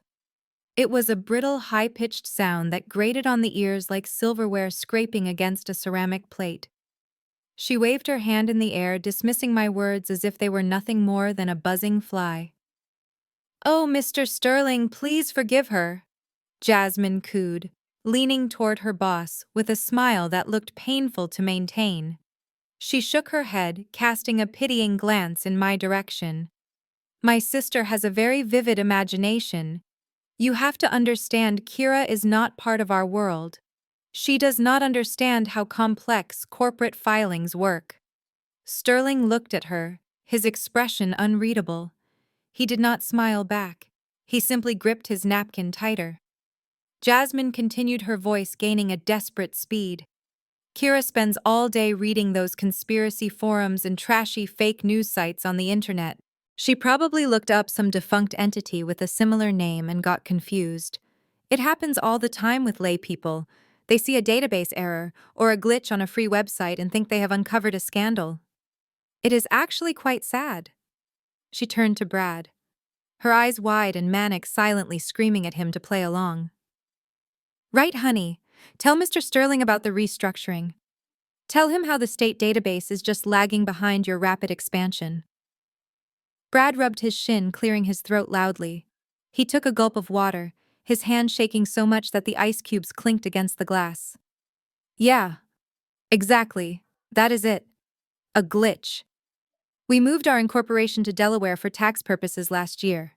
The local registry just hasn't updated yet. You know how bureaucracy is, Sterling. Always slow to catch up with innovators like us." Jasmine beamed, placing a hand on Sterling's arm. "See, a simple misunderstanding. Kira just does not have the business acumen to interpret legal documents. She thinks everything she reads on her phone is the gospel truth." I sat there calm and immobile, watching them weave this pathetic tapestry of lies. They were insulting my intelligence, calling me ignorant, all while knowing that I was right. But the most interesting reaction at the table was not theirs. It was Sterling's. He looked at Jasmine's hand on his arm as if it were a venomous snake. He gently pulled his arm away. He looked at me. I was the woman who supposedly read trashy news and didn't understand business.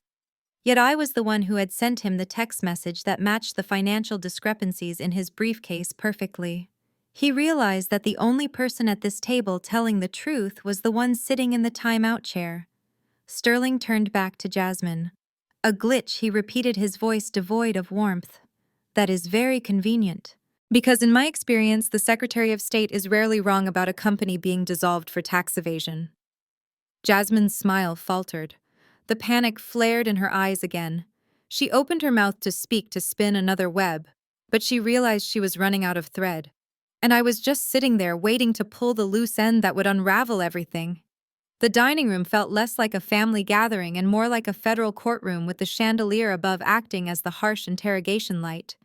Brad was still sputtering, trying to explain away his dissolved company, but I did not give him time to recover. I turned my gaze slowly to Jasmine. She was gripping her wineglass so hard I thought the stem would snap, her knuckles white, her breath coming in shallow, panicked gasps. "Jasmine," I said, my voice steady and calm, contrasting sharply with the chaotic energy radiating from her. "Since Brad is having trouble recalling his business filings, maybe you can help me understand your departmental spending. Because when I look around this room, I do not see a home. I see a crime scene of allocated funds." Jasmine's eyes widened. She opened her mouth to interrupt, but I held up a hand. "October 4th, I recited from memory, looking straight into her soul. "Invoice number 704, $45,000 paid to J&B Consulting for quote market research. Funny thing is, J&B Consulting lists a residential address. This address, in fact." I looked up at the crystal chandelier above us. "I wonder if that lighting fixture cost exactly $45,000? Jasmine let out a strangled noise, but I pressed on, relentless. November 12th, $28,000 for a site inspection trip to Cabo San Lucas. Strange because Nebula Tech has no operations in Mexico. But I do recall seeing your Instagram photos from a 5-star resort that same weekend. Hashtag blessed, right? I leaned forward, my voice dropping to a whisper that carried more weight than a scream. And let's not forget the big one. December 1st, $150,000 wired to a holding company for, quote, structural brand renovations. That is the exact amount of the down payment on this house, isn't it, Jasmine? That was the breaking point. Jasmine did not just stand up, she exploded. She slammed both palms down on the mahogany table with a violence that made the silverware jump and the water glasses tremble. "Shut up," she screamed, her voice shrill and piercing, causing Sterling to flinch physically. "Shut up right now, Kira." She pointed a shaking finger at me, her face twisted into a mask of pure, unadulterated rage. "You are a liar and a thief. I know what you did. You went through Mr. Sterling's briefcase while he was in the bathroom. That is the only way you could know those numbers." She looked frantically at Sterling, her eyes wild. "Sir, she is a criminal. I told you she had sticky fingers. She rifled through your confidential papers while you were washing your hands. She stole that data. You have to call the police." I sat back in my chair, completely unfazed by her outburst. By accusing me of stealing the information from the briefcase, she had just inadvertently admitted that the information was true. She hadn't denied the numbers. She had only questioned how I found them. "I did not touch his briefcase, Jasmine," I said coolly. "I do not need to look in a bag to know where the money is missing from." Sterling looked at his briefcase, which had been clamped between his legs the entire evening. He looked at Jasmine, who was panting like a cornered animal. He realized with a sinking heart that she wasn't denying the embezzlement. She was just mad she got caught. And the fact that I knew the numbers without opening the bag terrified him more than anything else. He realized then that I wasn't reading his papers. I was the one who wrote them. The violence happened in slow motion, a desperate physical eruption from a man who had run out of words. Brad pushed his chair back with a screeching sound that tore through the dining room. He did not aim for the table. He did not aim for the wall. He reached for his half-full glass of red wine, his fingers gripping the stem with white-knuckled rage. "You are a cancer, Kira," he screamed, his voice cracking with hysteria. In one fluid, vicious motion, he swung his arm forward. The dark liquid left the crystal goblet in a violent arc. It hit me square in the face. The impact was shocking cold and wet, stinging my eyes and filling my nose with the sharp scent of alcohol and tannins. The wine splashed across my cheeks, dripped from my chin, and soaked instantly into the charcoal silk of my blouse, ruining a $600 garment in a heartbeat. "Get out of my house!" Brad bellowed, slamming the empty glass down onto the table so hard the stem snapped. "Get out! I have tolerated your disrespect and your insanity long enough. You come in here eating my food, drinking my water, and you dare to accuse me of fraud. You are nothing. You are a bitter, lonely minimum wage. Nobody." Red droplets fell from my eyelashes onto the white tablecloth, looking disturbingly like blood. The room was frozen in a tableau of horror. Jasmine had her hands over her mouth, but her eyes were gleaming with a sick satisfaction. She was glad he had done it. She was glad I was humiliated. Mama Joyce looked down at her plate, refusing to intervene, silently siding with the man who she thought paid the bills. But CEO Sterling looked like he had been shot. He stood up, his legs shaking so bad he knocked his own chair over. He looked at the wine dripping down the face of his company's owner. He looked at Brad, who was standing over me with his chest heaving, panting like a wild animal. "Mr. Wilson," Sterling gasped, his voice barely audible. "What have you done?" I did not move to wipe the wine away. I did not flinch. I did not cry. I simply sat there, the liquid running down my neck, staring up at Brad with an expression of absolute terrifying calm. My silence was a vacuum that sucked the oxygen out of the room. Brad expected me to scream. He expected me to run away crying. Instead, I just looked at him, and for the first time, he saw something in my eyes that terrified him more than the police. He saw the end. "You are done, Brad," I said softly, the wine dripping from my lips as I spoke. You just assaulted me. In front of a witness. I turned my head slowly to look at Sterling. The poor man looked like he was about to faint. Sterling, I asked, my voice steady. Did you see that? Sterling nodded frantically, unable to speak. Good, I said, because you are going to need that memory for the police report. Brad laughed a desperate manic sound. Police call them. Go ahead. Let them drag you out of here for trespassing. This is my property. I slowly reached for a napkin and dabbed my eye, finally breaking my statue-like pose. No, Brad, I said. It is not your property. And I am not the one who is leaving. The red wine dripped slowly from my chin onto the white silk of my blouse, creating a dark, spreading stain that looked disturbing like a fresh chest wound. I did not reach for a napkin.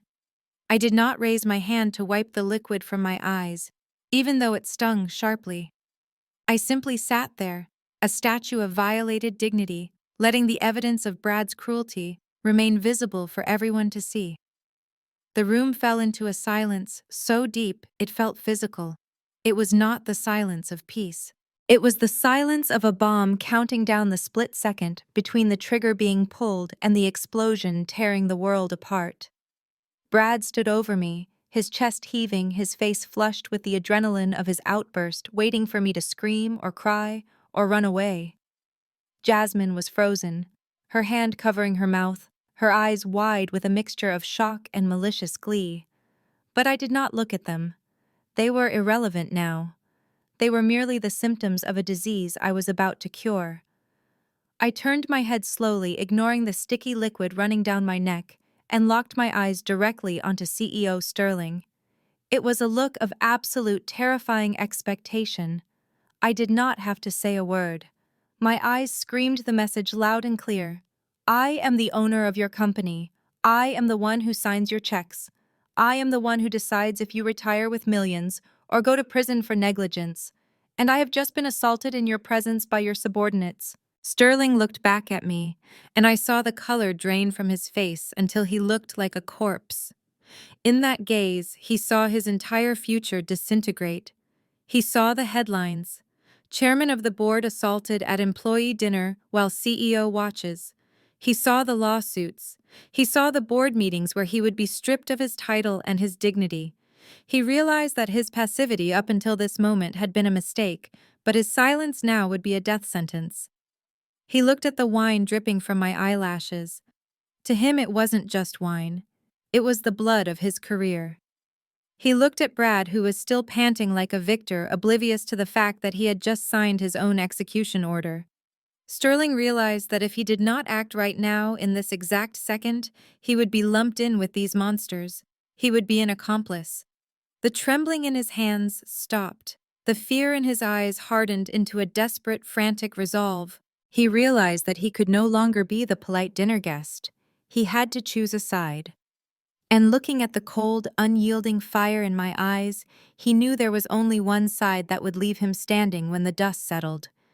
He pushed his chair back, the sound echoing like a gavel striking a block.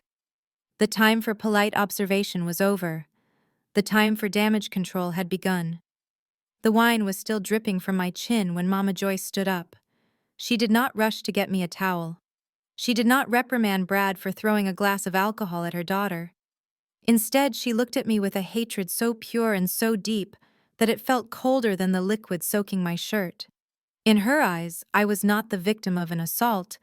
I was the villain who had just provoked a nice man into losing his temper. I was the obstacle standing between her and a retirement funded by Jasmine's stolen money. She marched around this table, her heels sinking into the thick carpet, her face twisted into a scowl that etched deep lines around her mouth. She stopped right in front of me, blocking my view of Sterling. I looked up at her, expecting perhaps a moment of maternal hesitation, a flicker of recognition that her child was hurt. But there was nothing, just a black void of resentment. "You selfish little witch!" She spat, her voice trembling with rage. "Look what you have done! Look at this mess!" Before I could blink, before I could even take a breath to defend myself, her hand lashed out. It was not a hesitation. It was a full swing. Her palm connected hard with my cheek, right over the spot where the wine had splashed. The sound was a sharp, sickening crack that echoed off the walls. My head snapped to the side from the force of the blow. The sting was immediate and hot, radiating through my jaw and into my ear. I tasted blood inside my mouth. I slowly turned my head back to look at her. My cheek was burning, likely already turning a bright, angry red to match the wine stains. "You have ruined everything," Mama Joyce screamed, shaking her hand as if touching me had hurt her. "You could not just sit there and be quiet, could you? You had to open your mouth. You had to make up lies. You had to provoke Brad until he snapped. This is all your fault." She grabbed the lapels of my soaked silk shirt and shook me, her face inches from mine. "Jasmine worked so hard for this night," she shrieked, spittle flying from her mouth. "She has a future. She is going to be a vice president. She is going to take care of this family. And you? What are you? You are a burden. You have always been a heavy, useless cross for us to bear." Tears of rage were streaming down her face now, but they were tears for herself, not for me. "Why are you even here?" she whispered harshly, her voice dropping to a terrifying register. "Why do you keep coming back to haunt us? You are like a bad penny. God, I wish you would just disappear. Why didn't you just die? Why didn't you just die and leave us in peace so we could be happy?" The words hung in the air, toxic and heavy. She had said the quiet part out loud. She had finally admitted that my existence was the only thing preventing her happiness. She wished I was dead. I looked past her shoulder at Sterling. He was standing with his hand over his mouth, his eyes wide with absolute horror. He had just watched a mother slap her child and wish death upon her because she dared to speak the truth. He looked at me, at the red handprint forming on my face, and I saw something in him break. The corporate facade was gone. All that was left was a man witnessing a tragedy. I gently reached up and removed my mother's hands from my shirt. I did not shove her. I did not hit her back. I simply unhooked her claws from my life. "Thank you, Mother," I said, my voice barely a whisper but steady as a rock. "You have made this very easy for me." I stood up, towering over her small, hateful frame. The time for family was over.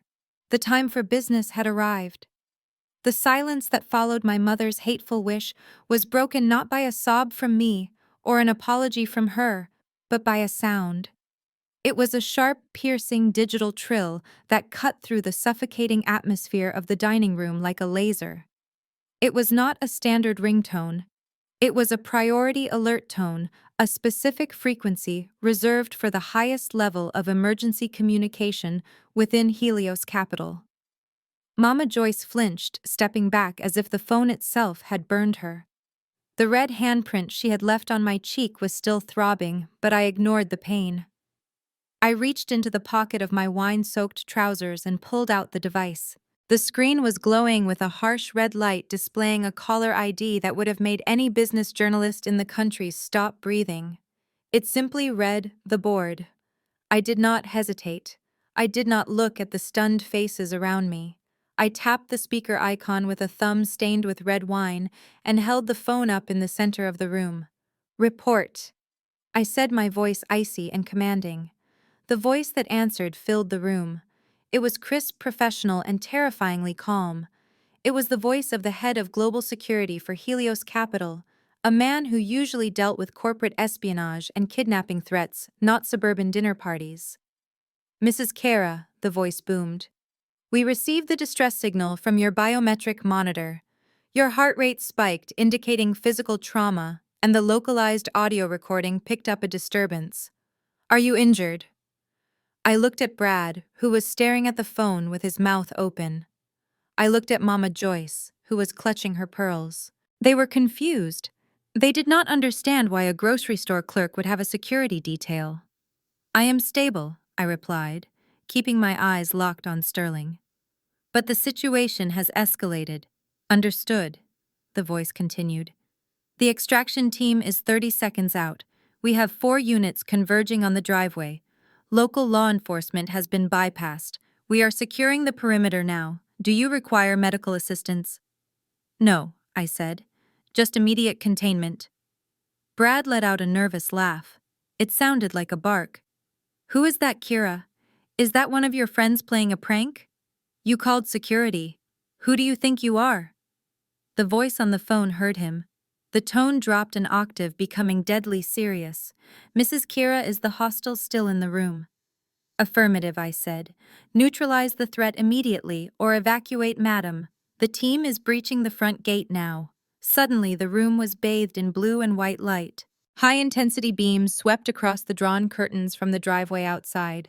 The sound of heavy tires crunching on gravel and the slamming of car doors echoed through the walls.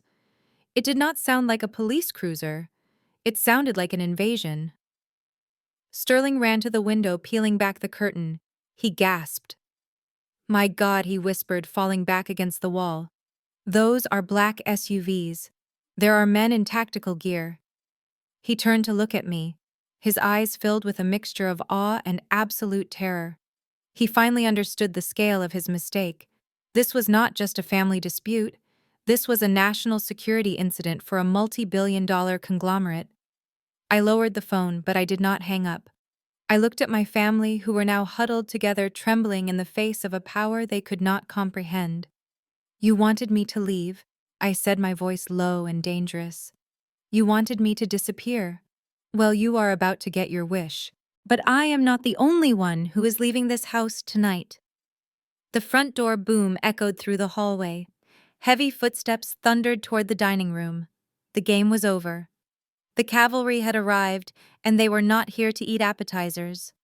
The heavy boots of the tactical security team thundered in the hallway, shaking the very foundation of the house, but the loudest sound in the dining room was the sudden sharp intake of breath from CEO Sterling.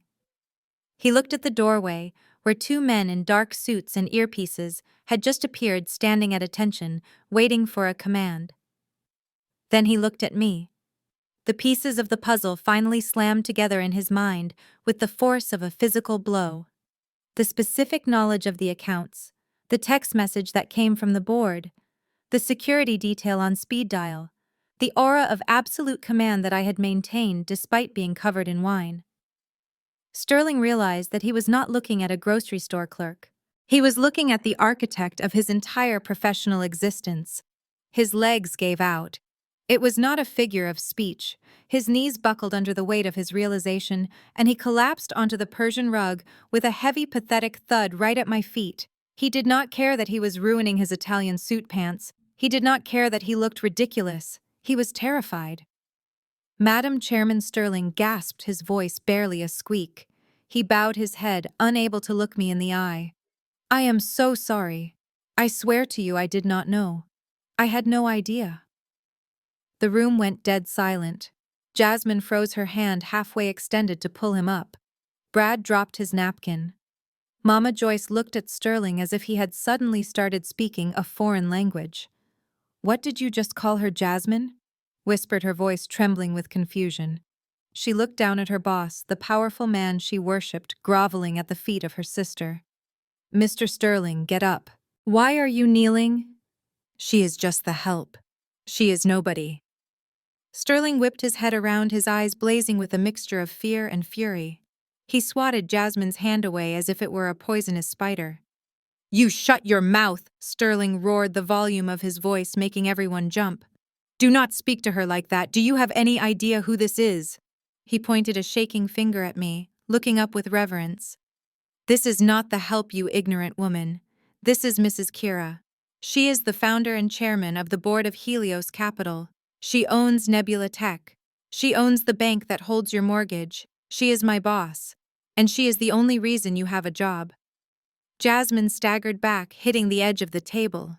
She looked at me, her eyes wide, searching for the lie. She wanted to laugh.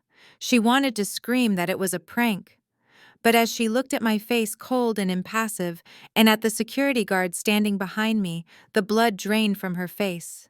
Chairman Brad stammered, his face turning a sickly shade of gray.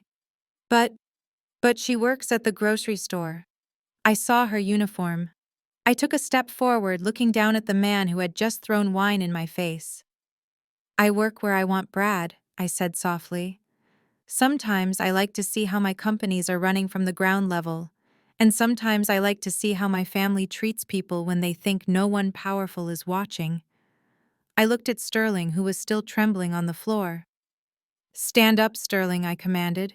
"You look pathetic, and we have a lot of paperwork to file before the police arrive." Sterling scrambled to his feet, wiping his sweating palms on his jacket. "Yes, Madam Chairman. Anything you say." Jasmine let out a low whimper, realizing that the sister she had abused for years held the power to destroy her entire world with a single signature. The power dynamic had shifted forever. The queen had revealed herself, and the court jesters were about to pay the price. I accepted a clean white towel from the head of the security team. The fabric was soft and thick, a stark contrast to the sticky, drying wine that coated my skin. I wiped my face slowly, deliberately, removing the physical evidence of Brad's assault. With every swipe of the cloth, I was scrubbing away the persona of the submissive sister. The Kira who scrubbed floors and took insults was gone. In her place stood the chairman. I dropped the wine-stained towel onto the dining table. It landed with a soft thud right next to Jasmine's trembling hand. She flinched as if I had dropped a grenade. She was pressed back against the sideboard, her face pale, her eyes darting between me and the armed guards blocking the exits. She looked like a trapped animal stripped of all her pretenses and defenses. "Jasmine," I said, my voice calm and devoid of any sisterly warmth. "You have spent the last 10 years telling everyone that I am a failure. You told them I was a thief. You told them I was the burden. You built your entire identity on being better than me." I took a step closer to her. Sterling remained on his feet, head bowed, not daring to intervene. "But you made a critical error in your calculations," I continued.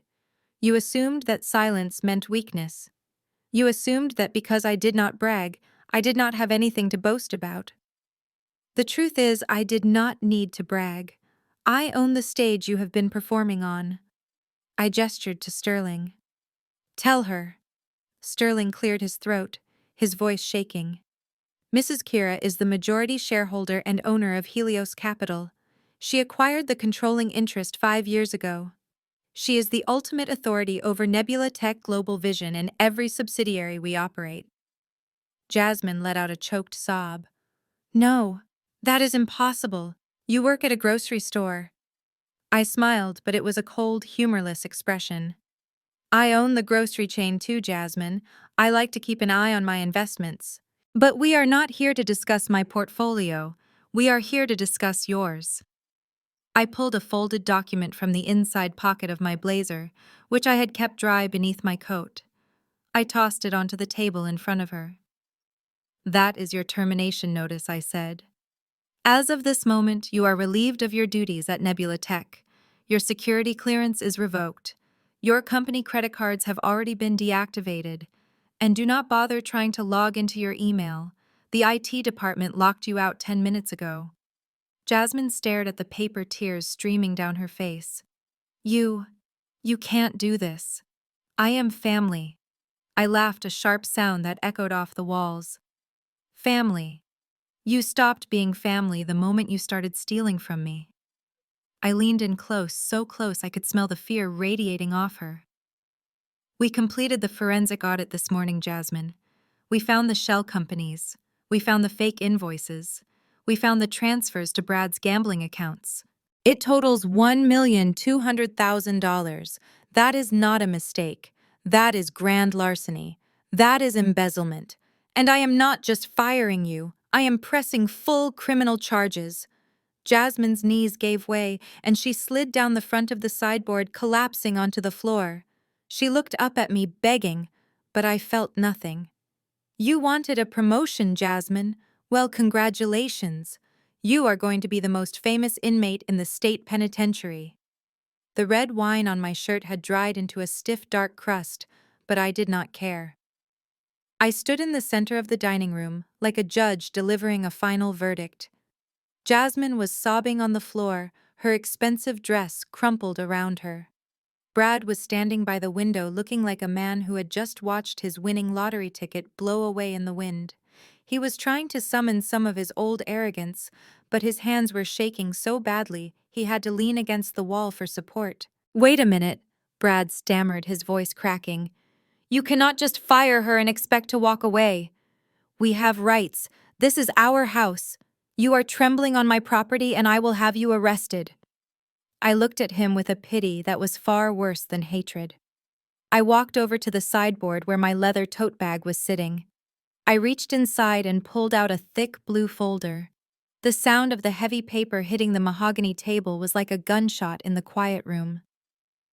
"Your property?" I asked, raising an eyebrow. "Are you sure about that, Brad?" Brad puffed out his chest. "Of course I am sure. We bought this place 3 years ago. It is in my name." I opened the folder, revealing a stack of legal documents stamped with the official seal of the bank. I ran my finger down the first page, stopping at a highlighted paragraph. "Actually, Brad, you bought this place with a 10% down payment and a massive variable rate mortgage. And do you remember what collateral Jasmine used to secure that loan?" Jasmine stopped crying. She looked up from the floor, her eyes wide with a new, fresh horror. She remembered.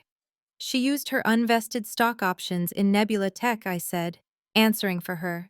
"She pledged her future equity in the company to back this loan. It was a risky move, but she was so sure she would be vice president that the bank approved it." I turned the page, the paper crinkling loudly. "But here is the problem. Those stock options are performance-based. And since Jasmine has just been terminated for cause specifically for embezzlement and fraud, those options are now void. They are worth zero. They are not even worth the paper they are printed on." Brad's face went white. He looked at Jasmine, then back at the folder. So what does that mean?" "It means the collateral for your loan has evaporated," I said, my voice cold and hard. "And under the terms of your mortgage agreement, which I own, by the way, that triggers an immediate default clause." I pulled out the final document, a seizure notice signed by a judge less than an hour ago. "The bank, which is a subsidiary of Helios Capital, has authorized me to recover the asset immediately to offset the stolen funds. This house is no longer yours, Brad. It is mine." Brad slid down the wall, his legs giving out. He looked around the room at the expensive furniture, the art on the walls, the life he had built on lies. It was all gone. "You have 24 hours to vacate the premises," I said, closing the folder. "And Brad, do not try to take the furniture. The foreclosure covers everything attached to the walls and everything bought with stolen company funds, which, based on my audit, is pretty much everything you own." I turned to the security team. "Escort them to the guest room to pack a bag, 1 bag each, then get them out of my sight." Brad looked up at me, tears streaming down his face. "Where are we supposed to go?" I looked down at him and shrugged. "I hear the motel on the highway has vacancies. It is not quiet luxury, but it is what you can afford." The speed at which my mother changed her personality was truly a marvel of modern psychology. Just 5 minutes ago, she had wished for my death and slapped my face with a hand that was now reaching out to me in supplication. She looked at Jasmine, who was sobbing on the floor, a broken woman facing prison and bankruptcy. Then she looked at Brad, who was staring at the wall in shock. And finally, she looked at me, the woman surrounded by private security, the woman who controlled the fate of everyone in the room. Mama Joyce did the math instantly. Her retirement plan had just collapsed. Her golden child was tarnished. Her free housing was gone. Survival instinct kicked in, overriding any sense of shame or dignity she might have possessed. She did not walk toward me, she practically sprinted. She threw herself at my feet, grabbing my legs with a desperation that made my skin crawl. Her face, which had been twisted in hate moments ago, was now wet with fresh, performative tears. "Oh, my sweet baby," she wailed, her voice trembling with a sickening sweetness. "Oh, Kira, I knew it all along. You are so brilliant."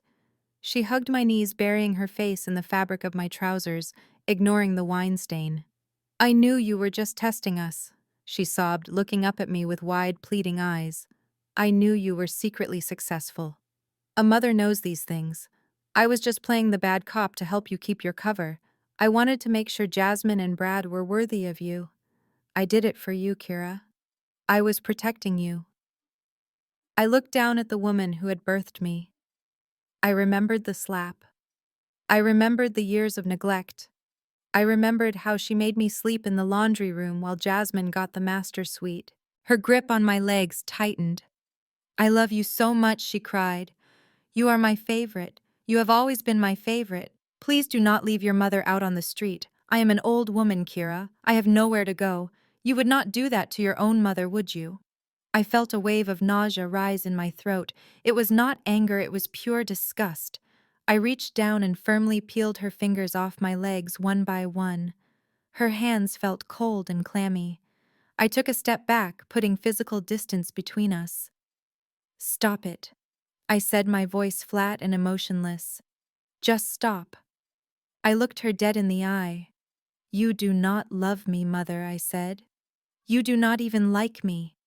You love my money. You love the idea of living in a mansion and having your bills paid. You love the power that comes with my signature." Mama Joyce opened her mouth to protest, to spin another lie, but I cut her off. "You spent your entire life betting on Jasmine." I continued, my voice rising slightly. "You poured all your love, all your resources, and all your hope into her because you thought she was the winner. You treated me like a losing ticket.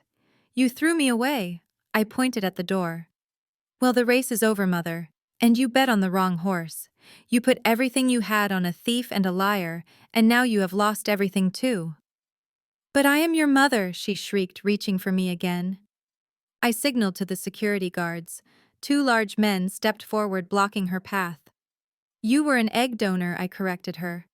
"A mother does not wish her child was dead." I turned my back on her, walking toward the exit. "Pack your bags, Joyce," I said over my shoulder. "You are leaving with them. And unlike the motel I am paying for them to stay in tonight, you are on your own. Good luck."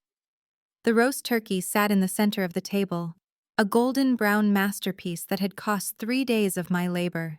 It was perfectly basted and garnished with fresh herbs, but it would never be tasted. The steam rising from the meat was suddenly cut through by the cold, harsh flashing of blue and red lights dancing against the dining room walls. The heavy thud of standard police boots replaced the tactical tread of my security team. 2 uniformed officers stepped into the room. They did not look at me. They walked straight toward the sobbing mess that was my sister, and the hollow shell that was her husband. "Jasmine Wilson," an officer said, his voice flat and routine. "You are under arrest for wire fraud, embezzlement, and grand larceny." Jasmine let out a high-pitched shriek as he grabbed her wrist. She tried to pull away her fingernails, scratching uselessly against the officer's uniform. She was twisted around forcefully. Her face was pressed down onto the linen tablecloth right next to the untouched bowl of cranberry sauce. The metallic click of the handcuffs ratcheting shut was the loudest sound in the world. It signaled the end of her reign. Brad did not fight. He stood there like a zombie as another officer pulled his arms behind his back. He stared at the turkey, his eyes glazed over as the steel cuffs bit into his wrists. I stood back and watched the tableau. The contrast was poetic. The symbol of their gluttony and greed sitting right next to the instruments of their punishment. I had handed over the digital evidence file to the precinct captain 2 hours ago, while Jasmine was busy yelling at me to chop onions. The dinner was served, but the only thing they were going to be eating tonight was the bitter reality of their own crimes. The blue and red lights of the police cruisers faded into the rainy night, taking my sister and her husband toward their new reality, but the room was not empty yet. The silence that settled over the dining room was heavy and suffocating. Mama Joyce was sobbing quietly near the hallway entrance, clutching her purse like a life preserver, but I ignored her for the moment. My attention was focused entirely on the man standing in the center of the room. CEO Sterling looked like a man who had survived a plane crash only to find himself stranded in a desert. He was pale, sweating, and holding his briefcase with a grip so tight his knuckles were white. He watched the door close behind the police officers and then slowly turned to face me. He did not speak. He simply waited for the axe to fall. He knew that under his watch a massive embezzlement scheme had flourished. He knew he had insulted the owner of the company. He expected to be escorted out by security and handed a lawsuit. "Mr. Sterling," I said, breaking the silence. My voice was not loud, but it carried the weight of absolute authority. He flinched. "Yes, Madam Chairman," he whispered. "I accept full responsibility. I will have my resignation letter on your desk by morning." I walked over to the table and picked up the glass of water I had been drinking from earlier. I took a slow, deliberate sip, watching him sweat. "Resignation is the easy way out, Sterling," I said, setting the glass down. "And I do not believe in making things easy for people who make mistakes. You are a capable administrator, but you are blind. You let a woman like Jasmine manipulate you because you were too impressed by her buzzwords and her flattery to check her math. You judged me by my apron and you judged her by her suit. That is a failure of character, not just management." Sterling nodded, staring at his shoes. "You are right. I failed. So here is what is going to happen," I continued. "You are going to keep your job at Helios Capital, but not as CEO. Effective tomorrow morning, you are being reassigned. You will report to the logistics center in the industrial district. You will be the new shift manager for the warehouse floor." Sterling's head snapped up. His eyes went wide. "The warehouse," he stammered. "Yes, the warehouse," I said firmly. "You will wear a neon vest. You will carry boxes. You will learn the names of the people who actually do the work. You will learn how to look a person in the eye and tell if they are honest or if they are stealing from you. You need to learn humility, Sterling. If you survive 6 months without quitting, and if you learn how to respect the people who build this company, then maybe we can talk about a desk job again. Do you understand?" Sterling swallowed hard. The humiliation washed over him, but underneath it was a flicker of gratitude. I was giving him a second chance, a lifeline he did not deserve. "I understand, Madam Chairman," he said, his voice steadying. "I will not let you down." "Thank you." "Good," I said, turning away from him.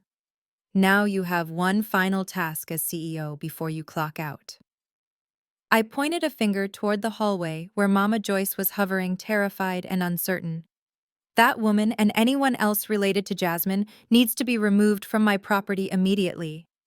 I do not want to see them. I do not want to hear them. Escort my mother out into the rain, Sterling. Lock the door behind her. And make sure she understands that if she ever sets foot near me again, she will be dealing with the legal department, not her daughter." Sterling straightened his tie. For the first time all night, he looked like a man with a purpose. He turned toward Mama Joyce with a cold, determined expression. "With pleasure, Madam Chairman," Sterling said. "With absolute pleasure." I stood under the shelter of the grand portico, wrapping my arms around myself against the chill of the storm. The rain was falling in sheets, now turning the perfectly manicured lawn into a swamp. My security team was efficient and ruthless. They did not carry the designer luggage down the front steps politely. They launched it. The heavy Louis Vuitton suitcases that Jasmine prized more than her own family sailed through the air and landed with a wet, sickening splash in the mud. The expensive leather burst open from the impact, spilling silk ties and designer dresses out into the dirt, where they were instantly ruined by the elements. Near the waiting police cruisers, Brad and Jasmine were being shoved toward the back seats, but they were not looking at me anymore. They were turning on each other with the ferocity of starving rats. "It is your fault, you stupid woman!" Brad screamed, his voice cracking as he fought against the handcuffs. "You said she was nobody. You said we were safe. You dragged me into this. You are a leech." Jasmine shrieked back, her mascara running down her face in black streaks as the officer pushed her head down. "You gambled it all away. I hate you. I wish I never met you." Their voices overlapped in a cacophony of blame and hatred. The partnership of greed had dissolved the moment the money ran out. I watched them scream until the heavy doors slammed shut, silencing their venom. The trash had finally been taken out. The darkness of the driveway was suddenly pierced by the elegant twin beams of a vehicle that cost more than the house itself. A phantom black Rolls-Royce glided through the rain, moving with the silent grace of a predator. It came to a smooth halt right at the foot of the stairs, ignoring the chaos of the police cruisers nearby. The driver, dressed in an immaculate uniform, stepped out and snapped open a large black umbrella, shielding the path to the rear door. He did not look at the mud. He did not look at the scandal. He looked only at me. I stepped down from the porch, my heels clicking softly on the wet stone. To my right, Mama Joyce was sitting in a puddle, her expensive dress soaked through her hair plastered to her skull. She looked up at me, her eyes hollow and begging. She reached out a trembling hand toward my ankle, hoping for one last drop of mercy, one last rescue from the fate she had created. I did not break my stride. I did not pause. I did not look down. I walked past her as if she were nothing more than a piece of discarded landscaping. I slid into the warm butter-soft leather interior of the car, the scent of fresh orchids greeting me instantly. "To the airport, madam," the driver asked, gently closing the door and shutting out the cold and the storm. "Yes, take me to the private terminal," I said, leaning back and closing my eyes, letting the silence wash over me. "The jet is waiting. I need a vacation." The heavy door of the Rolls-Royce clicked shut, sealing me inside a sanctuary of hand-stitched leather and walnut wood. The storm outside was reduced to a distant hum, a meaningless background noise that could no longer touch me. The air inside smelled of vanilla and old money. It was the scent of safety. My driver turned slightly, offering me a crystal flute filled with a pale golden liquid. I took it with a steady hand. I watched the tiny bubbles race to the surface, dancing like stars in a miniature universe. I took a sip. It was crisp, cold, and complex. This was not the acidic grocery store wine Jasmine had served in her desperate attempt to look sophisticated. This was a vintage Krug, the kind of champagne you do not buy to impress others, but to savor for yourself. It tasted like justice. I leaned my head back against the headrest, closing my eyes for a moment. I could still see their faces. The shock on Brad's face. The ruin in Jasmine's eyes. The pathetic desperation of my mother sitting in the mud. For years, they had treated me as a ghost in their machine. I was the invisible sister, the failure, the punching bag they used to make themselves feel tall. They measured success by the loudness of their voices and the size of the logos on their handbags. They thought power was something you wore like a costume. They spent the entire evening bragging about their connections. They dropped names like currency. They groveled before a CEO thinking he was the king of the world. It was almost funny. They were so busy worshiping the man in the suit that they never bothered to look at the woman in the apron. They never realized that the person pouring their water was the same person who authorized their mortgages. They bragged about knowing the boss. But me, I am the one who signs the boss's paycheck. I am the one who decides if the company pivots or folds. I am the architecture behind their entire reality. I opened my eyes and looked out the tinted window. The rain was blurring the world into streaks of silver and black. They mistook my quietness for submission. They thought that because I did not bark, I had no teeth. That is the fatal error of the insecure. They believe that noise equals strength. They believe that if they scream loud enough, they can scare away the truth. But they forgot the laws of the wild. The sheep bleat, the hyenas cackle. But the apex predator does not need to make a sound. The wolf does not announce the hunt. It waits. It watches. It strikes only when the moment is perfect. Silence is not empty space. Silence is a weapon. Silence is the loudest roar of the wolf. The car began to move, gliding forward with a power that was felt rather than heard. We swept down the long driveway, the tires hissing softly on the wet pavement. I looked into the rearview mirror one last time. The sprawling, illuminated mansion was shrinking, becoming nothing more than a dollhouse in the distance. The iron gates loomed ahead, opening slowly to let us pass. I felt a weight lift off my chest, a burden I had carried since childhood, finally sliding off my shoulders. I was leaving the toxicity behind. I was leaving the gaslighting, the abuse, and the small-minded cruelty of people who would never understand me. The car passed through the gates and turned onto the main road, picking up speed. The house disappeared behind the trees, swallowed by the night and the rain. It was gone. They were gone. I took another sip of champagne. The liquid warmed my chest. The road ahead was dark, but the headlights cut a clear, bright path through the shadows. I was not going back. I was going to the airfield. I was going to the sky. I was going home to myself. True power never feels the need to announce itself. Kira's story teaches us that arrogance is often just a brittle mask for deep insecurity, while humility is the ultimate sign of genuine strength. Her family was so obsessed with the appearance of wealth, logos, titles, and loud boasting that they failed to recognize the architect of their reality standing right in front of them. We must never mistake silence for weakness or kindness for submission. Treat every person with dignity, regardless of their uniform or status, because you never know who is actually holding the keys to the castle. If you have ever been underestimated by people who mistook your silence for weakness, hit that subscribe button right now. Let's build a community for the wolves who know that massive success is the best revenge. What is your silent victory story? Tell me in the comments.